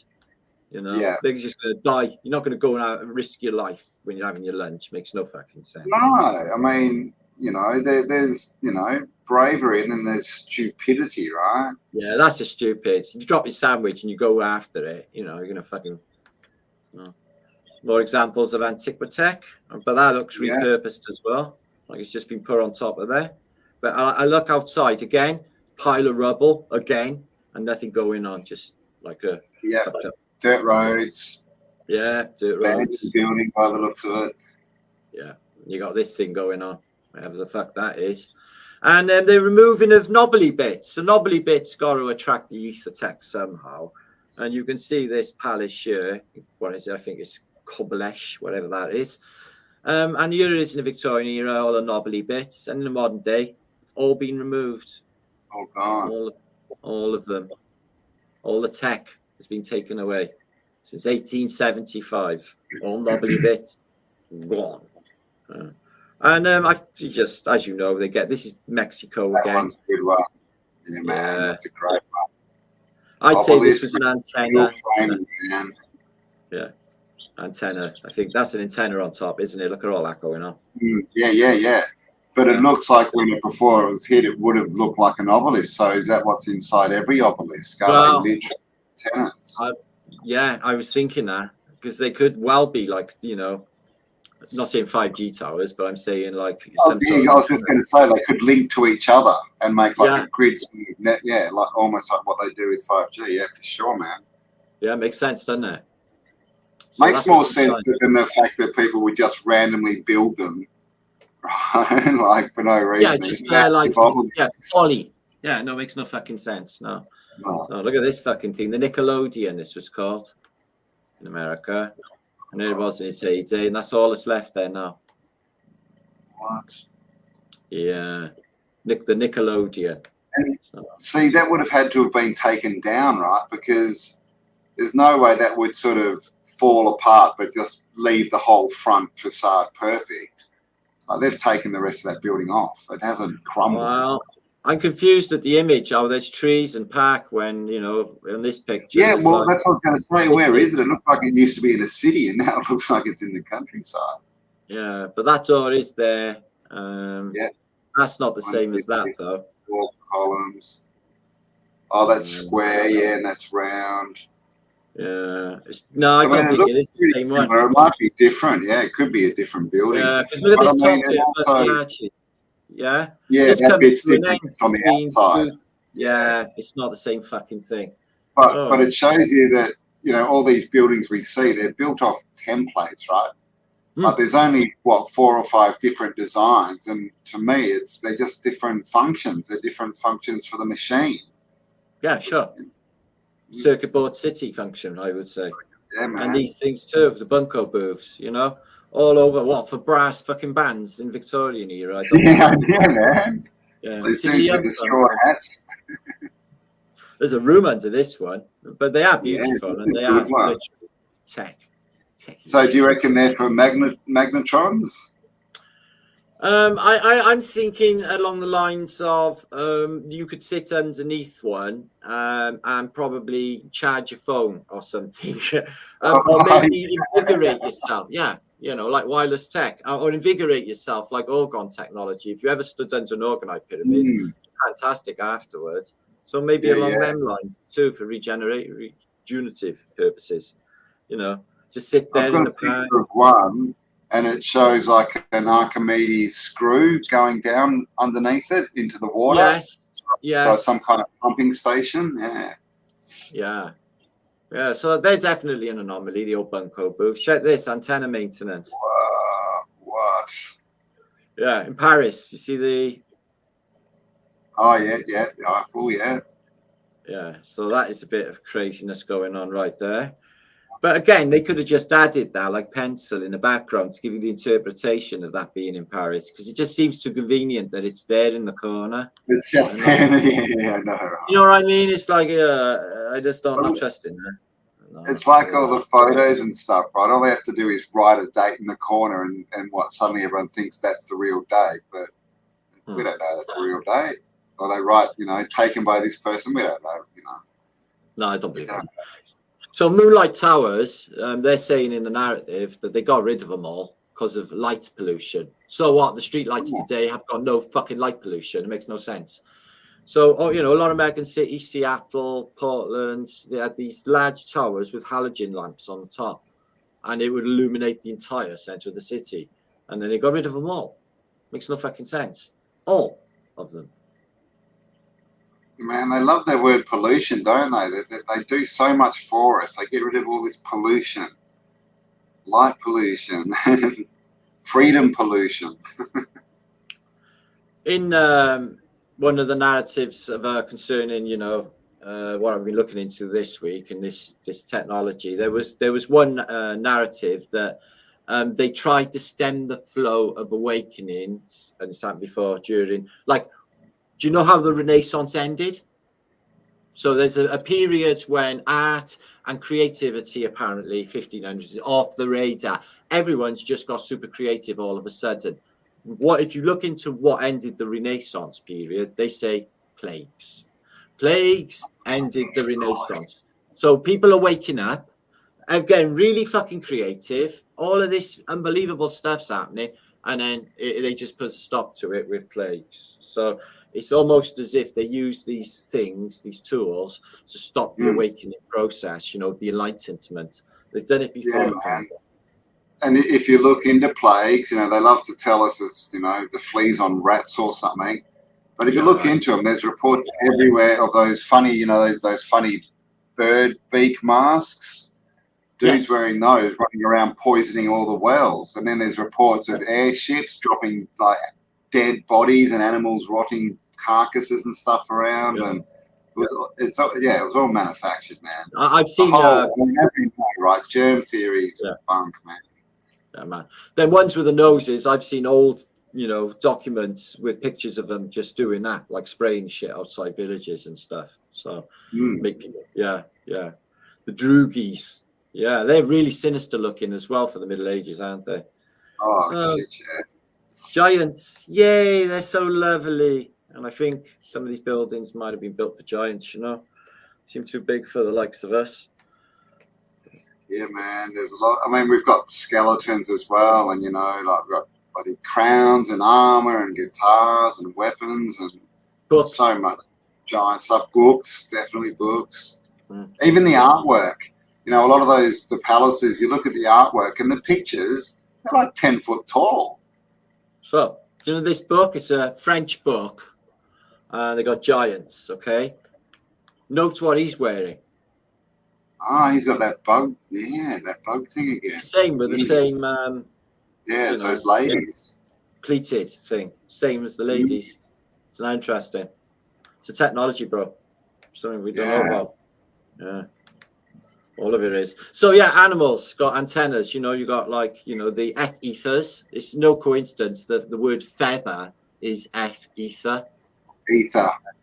F-ether is the word feather. So it tells you the feathers interact with ether, which is why you've got like chiefs of Indian tribes. They have like separate headdresses for like different ceremonies, like for a wedding or a birth or a fucking shamanic ceremony. They have different headdresses because they interact with the ether differently. The F-ethers, and animals got exactly the same. So I don't think that's antennas, but crabs have got antennas. Gee, man, that alligator's got crabs. That'll fucking teach him. So, you ever seen anything like that? No, man, that's like, geez, what is that? It's just the way that the clouds have gathered. So it shows you that there's some organite energy coming up from the mountains. Yeah. Now, me and Cheryl witnessed the Rockies when we went on that fucking trip to Colorado. They were producing their own rain and weather. We watched it happen. So, but this thing is, that's just incredible. That's cool. Well, I mean, is that a mountain, right? Because it looks like Mount Fiji. It looks like Mount Fiji. Dr. Sam's done research on the Bosnian pyramid, and there's definitely organite energy and a big beam coming out the top of it. So you can imagine with all that energy and the spirals and stuff, it would create something like that. And it's pyramid-like and it's layered as well. Pyramid-like, and it's missing the capstone. Interesting. Yeah, isn't it? So, nature, again, all of technology is it's repeated in nature. I do not show about what this volcano's doing, but it's just got like a smoke ring. Oh, so that's the top of a mountain. Okay, I gotcha. Yeah. But another phenomena we don't understand. Look at the beautiful seahorse, man. Yeah, man, the only animal where the male raises the children, right? Is that so? The female lays the eggs, but then the male gets them and puts them in like a little pouch type thing and raises them until they get born. That's lovely. They're dead cute as well. I was watching like sort of an aquatic thing on YouTube earlier, just undersea fish, just like screensaver. And it just occurred to me the amount of colour underneath the ocean, underneath on the seabed, the fish, everything is just full of colour like that. So that's obviously coded in because we're never going to really perceive that, no walk around underneath. So it's not there for us. No, it's not for us. So jet engines, that's a definite fucking scam. But look at these things, these voltmeter, these vaulted things in the Indian temples. They definitely look along the lines of jet engines. Not saying that they would have been, but they definitely some kind of engine. Yeah, it doesn't mean it has to be on a plane. Some kind of engine, but I mean the whole plane thing, man. Yeah. You were showing it with all the planes I went on recently. I'm just like, this is just all crap. 100%. Bro, they are making a killing on that. So look at all these towers of Babel. What if the towers of Babel went down like that? Wow. Yeah. I mean, what's underground, right? We just don't know. Look what Jason says about all the real estate that's below us, and he's fucking right, because, we don't know what's below us. We have not 10 times as many people down there. Exactly. Yeah. So here's Karnak, and it shows you it's all covered in shit and mud in the 1800s. In 2012, they dug it all out. These things that just ends up Disneyland anyway. Yeah. Well, they move them around, They don't put them back as they found them. So dirigibles, air balloons, we covered that, and these things as well, these water features. This is an advanced water technology. Look at all the knobbly bits, and these people were onto it, man, with the fucking water in the past. So thank you for indulging me. Yeah, man, structured on water. Oh. Yeah, exactly. Structured water. Thank you for indulging me, Campbell. Thank you for listening to me. No, thank you for asking me on. And hello everyone in chat. Hello, Hippie. Oh, Sonia, how you going? Right, let's have a little look. We haven't seen. Is there any questions for Epic Campbell? So there's Dale in the house. What's he saying? None of it is real. Well, actually, yeah, you're probably right. There's no actually exterior world. Cheryl, she's thanking you. Love you, Cheryl. She's thanking you, Cam. Gus Jones, very nice. I hope you enjoyed the show today, guys. Make sure to share this out. Get in the links below. Subscribe to Campbell if you're not aware of him, and most of you probably are. And hit the like button and all that. So I changed the name of my Celtic Tartarian channel this week to the Martinliedtke Tartarian channel, because it occurred to me that if you search Martinliedtke, it'll just come up. So it's 1,100 videos there, Campbell, 33,000 subs just fucking sitting there doing sweet fuck all. I do. I'm on there live now at the moment, but I mean, yeah, well, I know. I haven't posted on my other channels for months, so I need to get back. I need to streamline my time and be more productive, which is another thing. You know, when you actually start working on what you want to do, you know, and you're going in a direction that's exciting and that you're into, you get so much more done in less time, and you actually end up with more free time, more time to do what you want, but you achieve so much more. You know, it's like, you know what it's like when you don't have a goal. You can sit around in front of a computer like you're going to make that video, right? And 8 hours later, you're still just scrolling through crap and you've done nothing. But if you've got a goal, man, you're like, I'm going to America. I need this. You're doing it. You're going to achieve so much more, and you want to do it. You know, you're going to achieve a lot more than your boss who says, "Hey, you're doing overtime today, buddy," because I said so. Like, you're going to sit there and waste those 2 hours doing as little as you can, man. So yeah, it's just live life, guys. Enjoy it. That's why you're here. Yeah. I mean, that's why I believe you're here. And the thing is, people who believe that, who believe it's here to, you know, to be enjoyed and to have fun, guess what? They're the ones who enjoy it and have fun. Right? The ones who are saying it's all crap, and I can't do anything, oh my God, they. They're the ones who don't have fun. Much love to you, Sonia. Sonia Testament there, Cambel. Hey, Son, haven't spoken to Sonia in a while. Go check out her channel. Yeah, she bangs them out now and again, don't she? And, yeah, man. We love that stuff. So yeah, thank you everybody. How you going, Brian?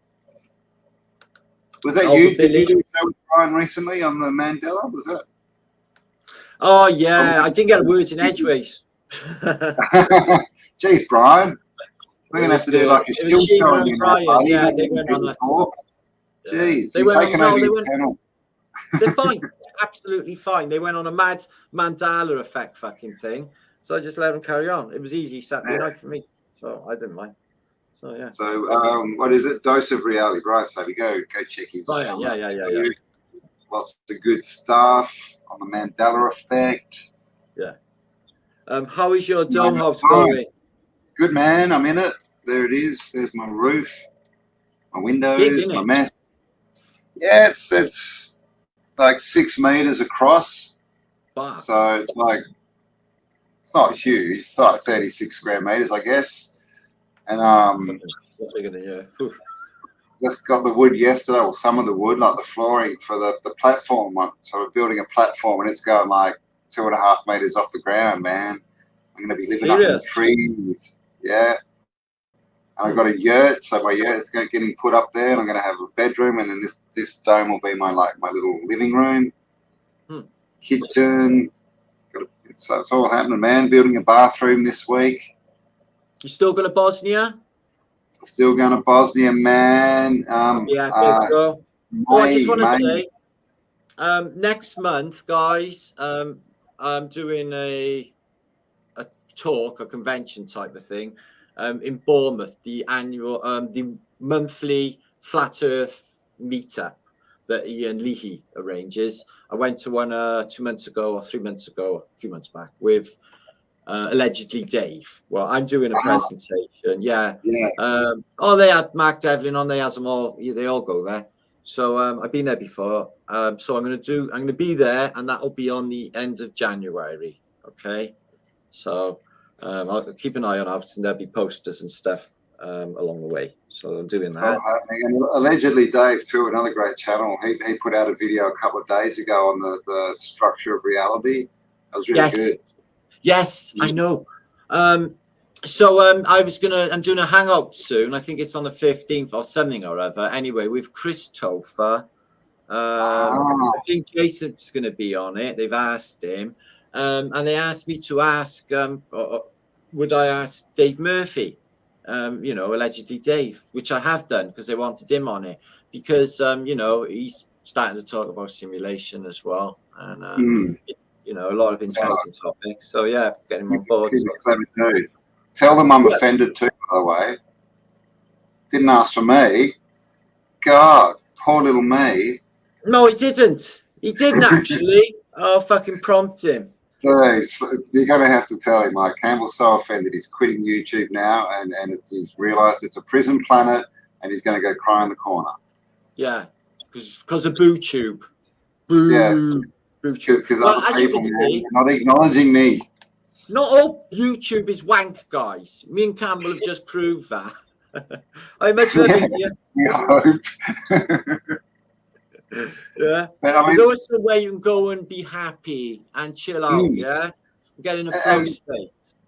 just as a side note, you know, just keep in mind that, you know, if you're going and watching these channels and these videos that are basically all based on trying to call other people out and it's everyone else's fault, everyone's a shill, everyone's doing this to me, you're giving them energy, you're putting your energy into it. Even if you're like watching it like, because, oh, it might be interesting or it could be funny, you're supporting that energy, that frequency. So You're just, right, you know, be careful, right? You know, and by the way, like that, if you watch a video for an hour that's not, you know, that's negative, you haven't just wasted that hour, you've wasted 2 hours, because you've also wasted the hour that you could have put in to something positive. So it's a double loss. Yeah, I started to feel upset, you know, so I was like, oh, fucking hell, I'm getting like actually, you know, emotionally involved with, you know, all of this shit that's been going on. But what was upsetting me was, you know, you think the people are into the truth because they're into the truth, and how quickly people flop and jump into attacking fucking people. One day they're loving on them, the next day they're fucking just saying really nasty shit, you know. I find that in the trooper community something that should be fucking watched, because that could be a lot of people just not really into fucking truth at all, just looking for trouble. Yeah, because that was astounding to me. I was fucking disgusted how fucking quickly people turn, and I've seen it all before. They'll turn like that, but why are they into fucking truth if they're thinking like that? If they're just willing to, you've got to watch that. But it's learning, you know. They've got the lessons to learn. It's not. It's all ego, man. But you know, if people saw those videos and the titles and went, "Oh, that's one of those videos," and no one watched it, they would stop making those videos, guys. Because ultimately, in the end, they're doing it for views and likes. Oh shit! Like they want to be seen as, everyone's listening to me and I'm getting views and likes. Yay me! I'm now better than the person that I'm pointing the finger at, which of course they're not. Yeah. And then there's always the element of jealousy that goes on with YouTube, isn't there? Like, why aren't I a fucking genius creative content maker? Because you just fucking ain't. We're really fucking sorry. How come this person's got more bloody views than me? It's because they make better content. It's not because YouTube is attacking your channel with your 1,000 subscribers, and so they've picked on you to suppress you and to shadow ban you, and everyone else is being promoted. I mean, really? You really think that? I think get over it. People think this, man. They really, really believe that. Look at Brian Stavings in the chat. No, he's had more channels fucking banned than anyone else on fucking YouTube. He doesn't give a fuck. He keeps on going. It doesn't bother him. He gets to the next thing. You don't let it bother him, you know? It happens, man. I've lost channels, and, you know, I'm sure we all have, right? But, I mean... This is the other thing. If your focus is, oh my God, it's whatever, like it's YouTube shadow banning me, which you hear all the time, right? Again, what are you doing with that energy? You're the one suppressing your views. At that point, it's not YouTube, it's you. You're putting the energy in saying, I can't get views because I'm being shadow banned.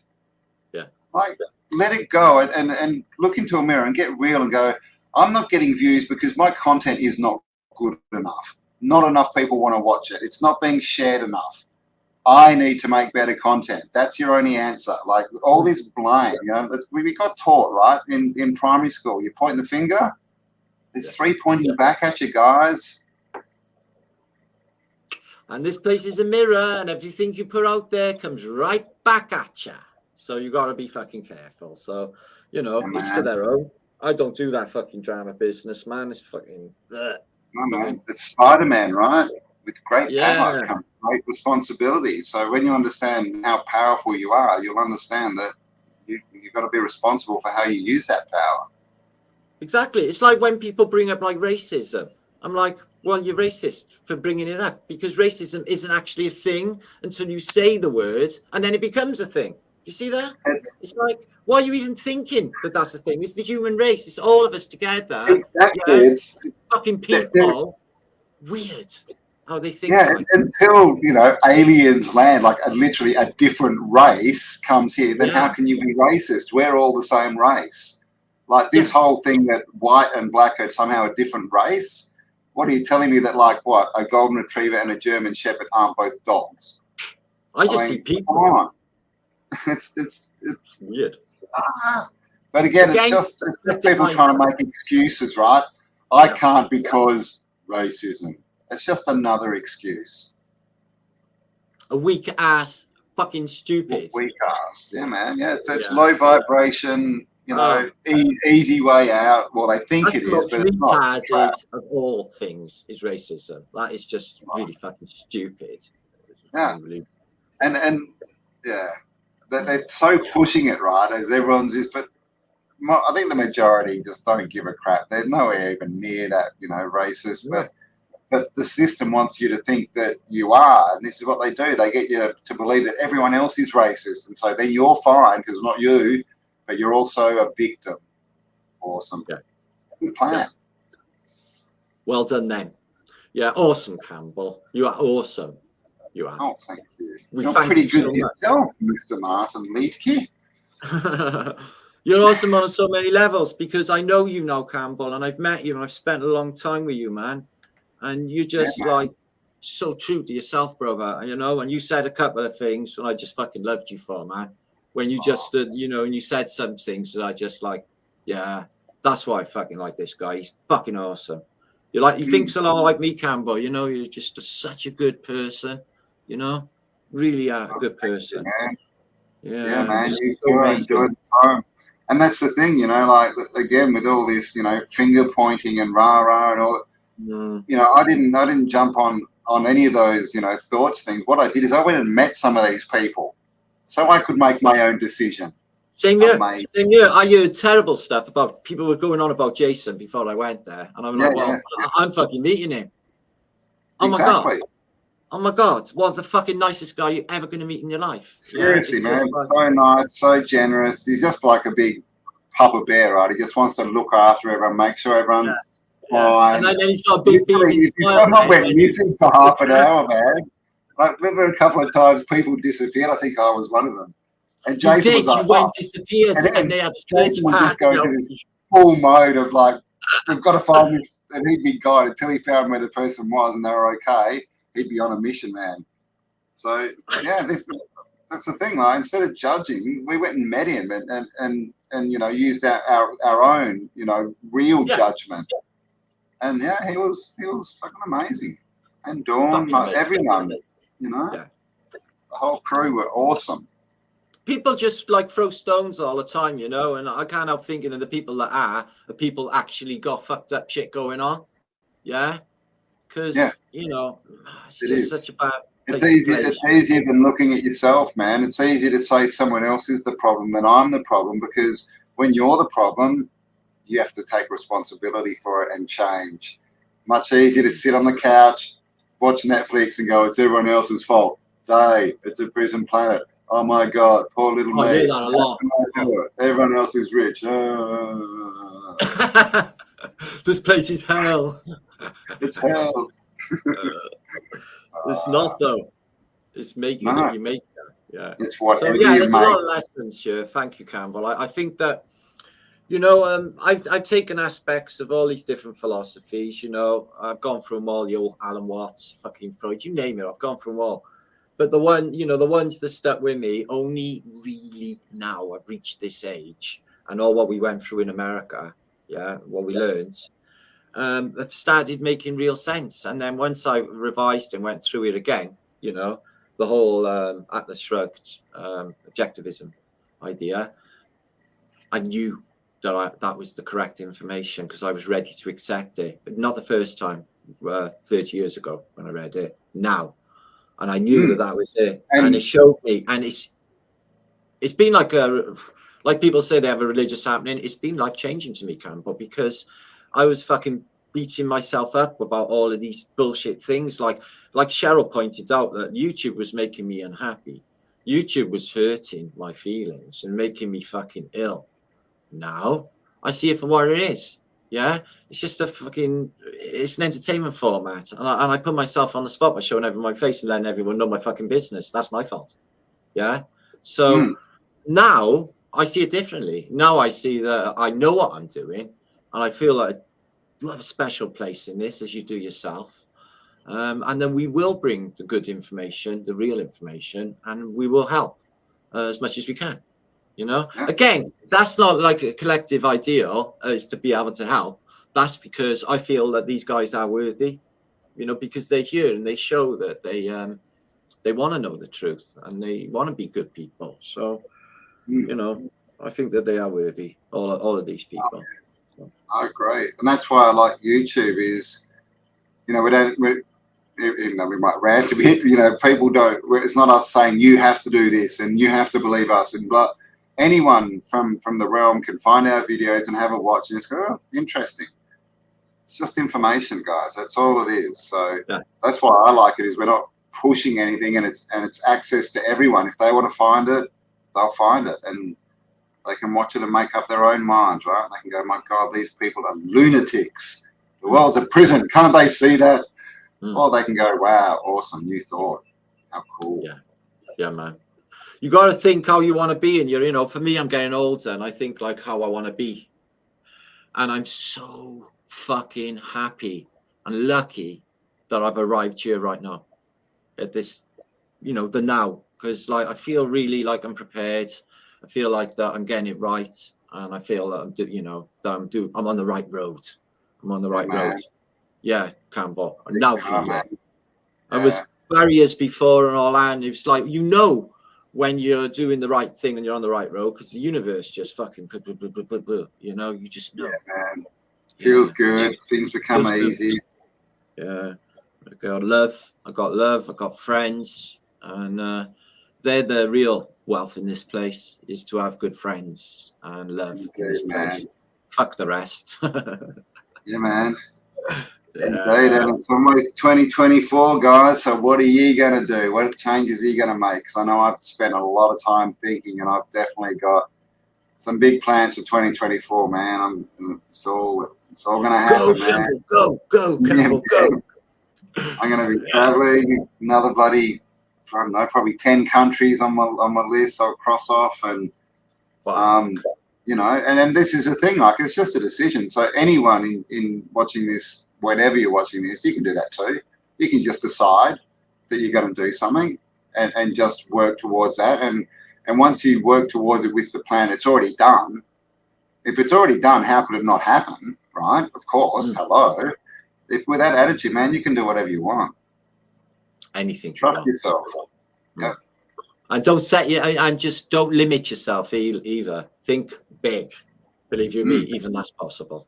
Yeah, I think the biggest you can in this place. Well, it takes the same amount of, you know, energy, right, to be homeless on the street as it does to be living, you know, in a beach house that you love. It's really the same amount of energy you're putting out. It's just where you're directing it. That's so true. I thought of it like that, but yeah, it is. It's the same energy. You know, you know, like you say, mistakes. You know. We've all got our roles, they say, to play in this place, don't they? And I've been like, you know, fucking like carnage, bouncing like in a pinball machine for most of my life, not being able to see correctly where I was doing. Like, you know, what the fuck am I? You know, there's something going on with me. And now it all makes sense all of a sudden for some reason.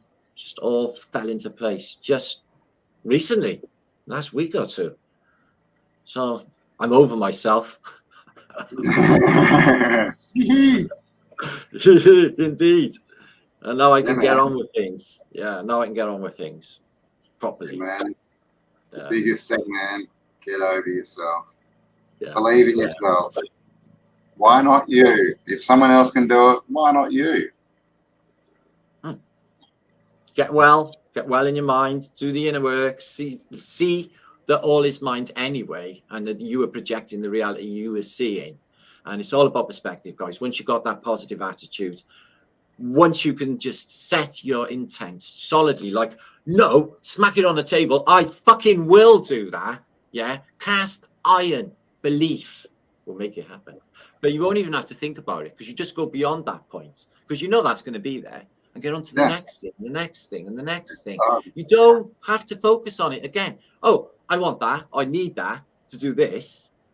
And then just move on and it'll be there. Let that bloom go and it will be there. It will happen. It's magic. And that's how this place works. And they don't want you to know that you have all the power. Yeah. They hijack consciousness with negativity and bullshit, guys, and fake paradigms about who we are, what we are. But we're onto them and we're onto it. The info and juice. So I'm really happy for everyone. Yeah, man. Yeah. Time to take off and build the world you want, guys. Yeah. So we have 376 watching in my martinliedtke channel. I'm not sure about in my other channels. I'm going to give a few of you shouts. And I'm going to let Cambel get on with his morning because it's early in the morning there. And I've dragged him, up early. And he didn't know he was going live. I hit that up on him. He's like, oh, fuck me, I'm going live. And he just got up. So I do apologise, Cambel. All right. And I went live. Yeah, Jason was live at the same time. But we talked about this days ago. I didn't do it intentionally. And also there was other people live as well. It doesn't matter anyway. Fucking YouTube is huge. Right. I'm sure everyone can. CV Shampoo, how you doing? Good to see you. Hi, Rainier. Over Billy, my brother. Spanking us. Out of this world. And programmer. What past the ice wall? Well, all we can do is speculate. There's definitely something going on in Antarctica, but I'm into the, I like to think that more land, and it's all about more land. They propose a map, but I think that there's more land because of all the oversized continents displacing so much water. I think there's more land. But what's there, I couldn't possibly imagine. Maybe it's just all unrendered. Maybe just like in the 13th floor, you get 13th floor, that's what I was thinking of, yeah. It's all glitching out and shit, yeah? That's what they go to look at.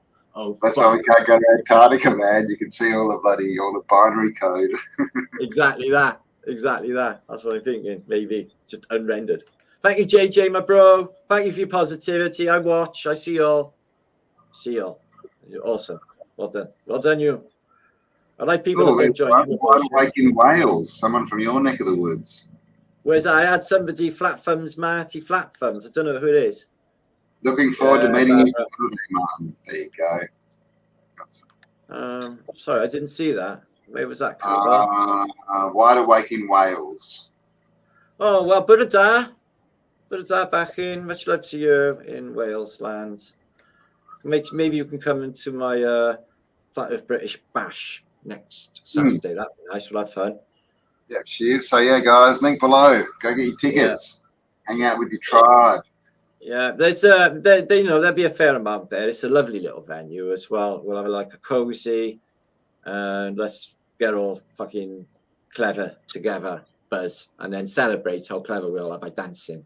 So I got a playlist. Definitely want connected stereo MCs. That's truthy as fuck. You better make sure you're connected. The writing's on the wall. If your mind's connected. Stumble you might fall. I seen them supporting U2, and they were fucking better than U2. They were awesome. Yeah, nice. But better than U2.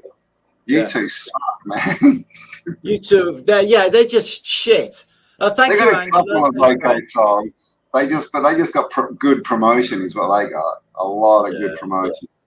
Yeah, they got marketed really, really well. I seen where they went from a not bad punk band to when like the Joshua Tree come out and Hollywood, made them do the old one eye thing and got hold of their ass. Hollyweird. I mean, and then he ends up in the Pope. Then he ends up in the Pope's gang, man. He goes and meets the fucking Pope and the Dalai fucking Lama because he's in the same gang.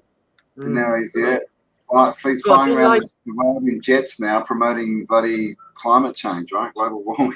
No, listen, they're just fucking bitches. Imagine being like compromising yourself and your creative instinct. Like, let me give you an example. Tom Petty, they tried to steal his shit, right? He took it to court for 10 years and he fought it and he won because they said like they put an invisible clause in his contract that says all of the rights to your music from now on are ours. He's like, fuck no. And he fought him and he won. But you know, there's a lot of people that actually don't get that. You know, they just they sell out for the money. You know. Exactly. And then once they're bitches, aren't they? They're the bitches for the man. They're not free at all because the man rings the phone. You got to be somewhere, and then you got to be there whether you like it or not. Fuck. Yeah. Oh. That's why they give them so much stuff. They give them all the money in the houses and all this stuff because then they've got a lot to lose. So then they're completely controlled. Well, yeah, fuck all that house business. You can't go anywhere. You're stuck there then, in your little fucking ivory tower. And you can't go into the normal world anyway because people are probably... you can't go and meet normal people or anything. You like fully cut yourself off from society. So, yeah, man. Oh, fucking, they can have it. They can have it, all of it. Oh, good luck to them. It must be a soulless... They probably don't get a happy buzz or goose pimples or anything. They're probably just really unhappy. And that's why they all take drugs and are alcoholics and do gnarly shit, I should imagine. Well, exactly. Look at their lifestyles, man. These people aren't happy there. Yeah. And I think there was even an interview with Matthew Perry. Oh, and that's a whole thing, that whole Friends thing. And he kind of said the same thing, you know, after he said he, you know, sold his bit to the devil. But he said he wanted to be famous. He wanted all this stuff, blah, blah, blah, blah, blah. And he got it. And he said, and it was awesome for about 6 months. And then he said, then it was just crap. You know, the buzz only lasts so long, and then you realize you're chained to a job, you're chained to people who tell you stuff, you've got all these possessions that actually possess you, and all this stuff, and all you've done is put yourself in a smaller box. It might be more gilded, but it's a smaller box. I love that. Possessions possess you. That's so fucking true, isn't it? Shit, yeah. Yeah. You got to watch that. They do. It's best that I've been chucking stuff out all week and just been cleaning up through my flat and chucking shit tons of stuff away that I will never use and I never need. So, because I'm a bit of a hoarder of junk, I find that it just attracts dust. So I throw it out. It does. So I'm stopping that. Israel Adams, good to see you. Moonberg and Donna Marie, good to see you. Thanks for coming. Thank you, Cambel. We love you. Oh, get over to sub to Autodidactic and all the awesomeness that he brings to this place, which we are very grateful for. Colour of Bleach. Thank you, my brother. I can't wait to see you again. We hang out again and have a fucking brilliant time like we did in that car, man. Yeah, man. Let's definitely do it. We'll do one on my channel in a couple of weeks, eh? Yeah, all right. Yeah, that'd be cool. Thanks. Yeah, I'd like that. All right, then we'll cut that off now in a minute, guys. Thank you for being here, and thank you for, I hope you enjoyed the information, and I hope you enjoyed yourself while you were here. I did. I had keep fun. that vibration high. Yeah, man. And I'll see you in person again back in the United States of America next year sometime. Fuck yeah, that's gonna happen. So that's definite. It's happening now. It's all in the motions. It's all being created. Yeah. We're making it happen, Campbell. We're making it happen. So, that was just the groundwork this year to see, if, the team, we were like working together every day, and, see how we get on when crises happened, which lots did. And we were like just fucking groovy with one another, and that's the type of people who want working together. So I think next year we'll just do like, you will reach more people in a better way. Man. Keep your eyes peeled. There may be a tour, the Great American Tour. That's going to happen. Coast to coast, LA to Chicago, Western Mail. It's going to be ether popping magic, JJ. You fucking know it, my brother. Yeah, man. Breakfast in America. Oh, I played it today. See the girls in California, hoping it's gonna come true. Yeah, it did, cause there's nothing better to do. Yeah, I played it today. And I played Living in the USA, Steve Miller Band. Somebody buy me a cheeseburger. And that was cool, cruising through Arizona in a bus, listening to Breakfast in America. That was awesome. Wasn't it awesome? Fucking love that. And for the first time, it was like, and they're singing it, and it just fitted to everything we just. Yeah, it was literally our experience. We were literally living the lyrics to that song as we heard it. It was great. Yeah, I can see America. Yeah. Yeah, so fucking cool. They was right on it, you know, because like to me, you know, what we're living in now is a fucking crime scene, isn't it? I'm doing like detective work, find out what the crime has happened, yeah, big time. You know, with the way that they set up this culture. You know, this collectivism was set up to fail.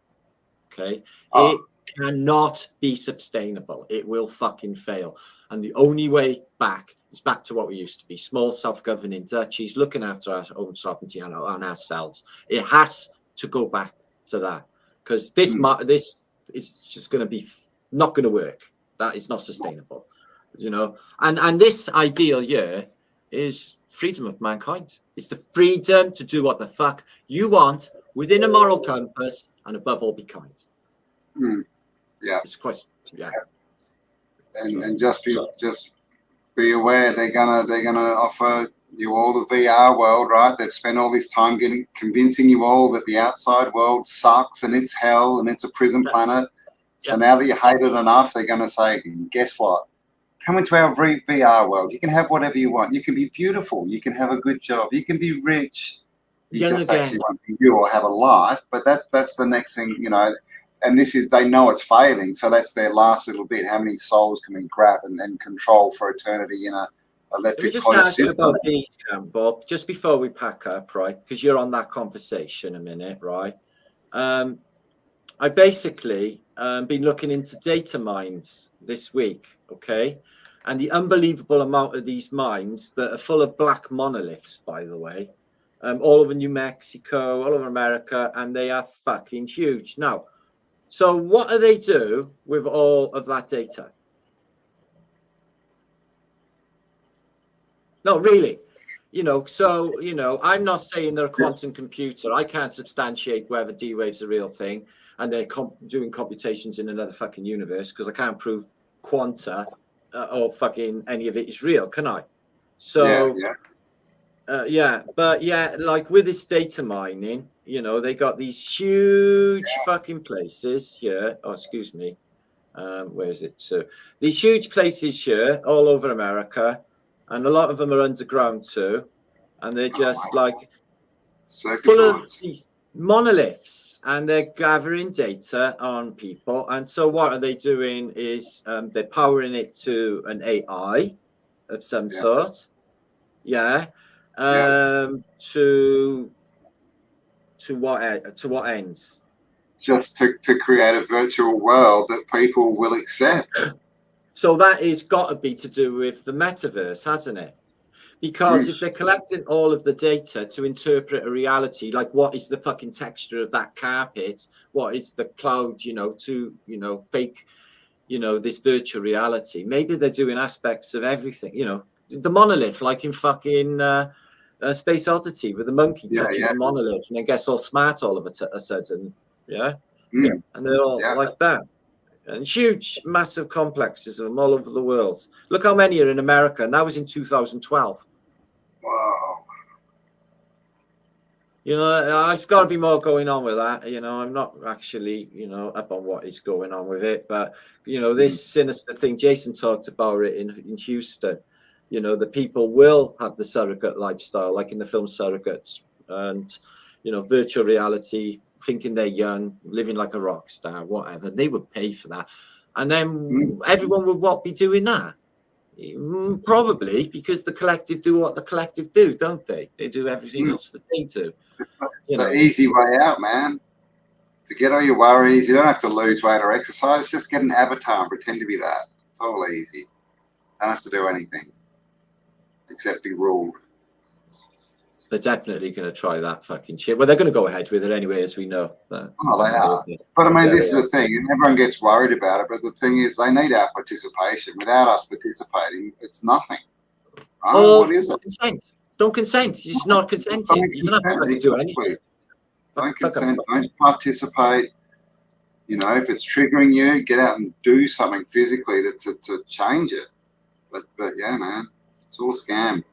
Yeah, so their ultimate plan is they want to be gods. You know, whoever this entity consciousness is, it wants to be God, but it's not. So how does it become God? It builds a false world that it can be got off, and that's VR, the electricity, the electronic closed circuit. So you go in there, and you're going to have a God for life, man. God for life. The all-seeing eye. The all-seeing eye. The Old Testament God who wants you to sacrifice your children and all this kind of stuff. Yeah, there's a lot of that sacrifice going on involved in the collective, I've noticed.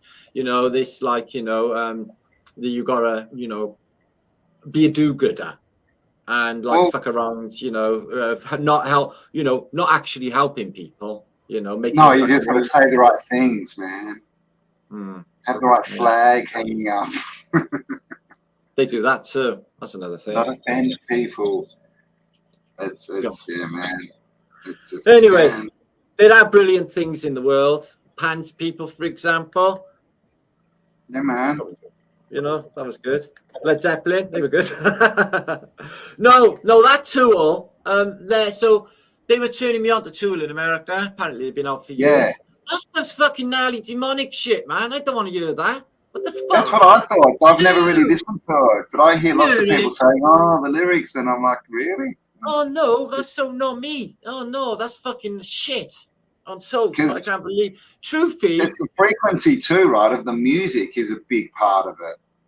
Oh yeah, and most of that sort of heavy, you know, that sort of genre of music is pretty low vibrational stuff normally. Oh yeah, well, that's what it's designed to do. Yeah, but there is a buzz involved, but it's just not that one. You know, same like with gambling, isn't it? You know, a gambler will get a buzz or a high just taking part, and he gets a buzz when he loses too. Although it's not a positive high, he's still being like really affected by it. So it's one way or the other. So it's a strange thing with gambling addiction. I've witnessed it before. It's like just it's like children, right? That don't get attention, but they play up and be naughty, so they get attention of being told off. Like bad attention. It's better than none. That's why they do it, isn't it? That's why they know it's just for attention, isn't it? And stuff. Yeah, it's just attention, man. So a lot of people out there are just haven't really grown up and just being spoiled fucking brats. Yeah, definitely. I think we're surrounded by, you know, full-grown, adult-sized 5-year-olds, right? That they've got this kindergarten mentality. You know, if you do something to annoy them, they'll take their toys and go, you know, stomp off. And you can't play with my toys. And another thing that really gets me is this whole, well, I'm not friends with that person, and since you're friends with that person, then I can't be friends with you. I don't like that person, and you do, so you suck. It's like, you got to show allegiance to me. You got to show allegiance to me. You're my friend. Yeah, exactly, man. I tell you who you can be friends with. I'm like Switzerland, fucking neutral. It's your business. Get on with it. Don't involve me in your bullshit. You can hate whoever you want, but don't ask me to. Yeah, no. Fucking drama. Yeah, I got it down. Just like when in doubt, say nout. Yeah, I'm finding less is more. Especially when it's getting to the truth, man. Like I said, you know, it's been a long time getting, you know, anything out of this truth thing, you know, that is really tangible and usable and positive. And I think we're getting there, bro. I really do. I really do think we're getting there. Yeah, mate, you got to skim through all the crap, right? There's so much crap out there. But as long as, like you say, you're sticking to what's important to you, then you'll get there. You know, if you always listen to other people, you're going to be more confused than you started off within a year, because they'll be everyone points in different directions. The truth is here, no, it's there, no, it's there. And guess what? They're all right, because they're only talking about their truth. They don't know what your truth is. Only you know that. So true. Thank you again. I knew you were the man to talk to about this. You said just exactly what I wanted to hear, Cambel. You're awesome. Thank you so much. Thank you, everybody in chat. You're fucking awesome. Stay epic. Yeah, it's crazy times, epic times, little Bernie. Foo, and epic times. Make sure to live life to the full. Okay, keep coming back to our channels, and we'll help as much as we can along the way. Okay. Awesome. Stay away from negative content feeds like this, that, and the other, and the blame game. There's no point to it. Anything attracting yourself to that negative energy, you're just getting yourself further away from the prize. Yeah, and it's just going to be a lot longer time to get back there. So it's no point doing it. I can assure you. And you won't learn nothing from it. Okay. Or anything negative context, you will not learn anything from. Okay. So going on that. Thank you, Campbell. We love you. Much love to you, my brother. See you very, very soon. Thanks, everybody. Hope you have a wonderful Sunday night. And Monday to you, Campbell. Happy Monday. It is. Yeah. Love you all. Stay awesome because you are. Thanks, Dave Waffle House. Seeing you there in chat, bro. Thanks, everybody. Nostatiki. Thank you, Shiva. Wiggly flat thumbs. I'm sweating on this beach, Campbell. I got to get off it. It's quite warm, right? So I'm going to run in there now for a dip. All right. Cool, man. Anyway, thanks, Campbell. Peace and love all. See you soon. Love you, mate.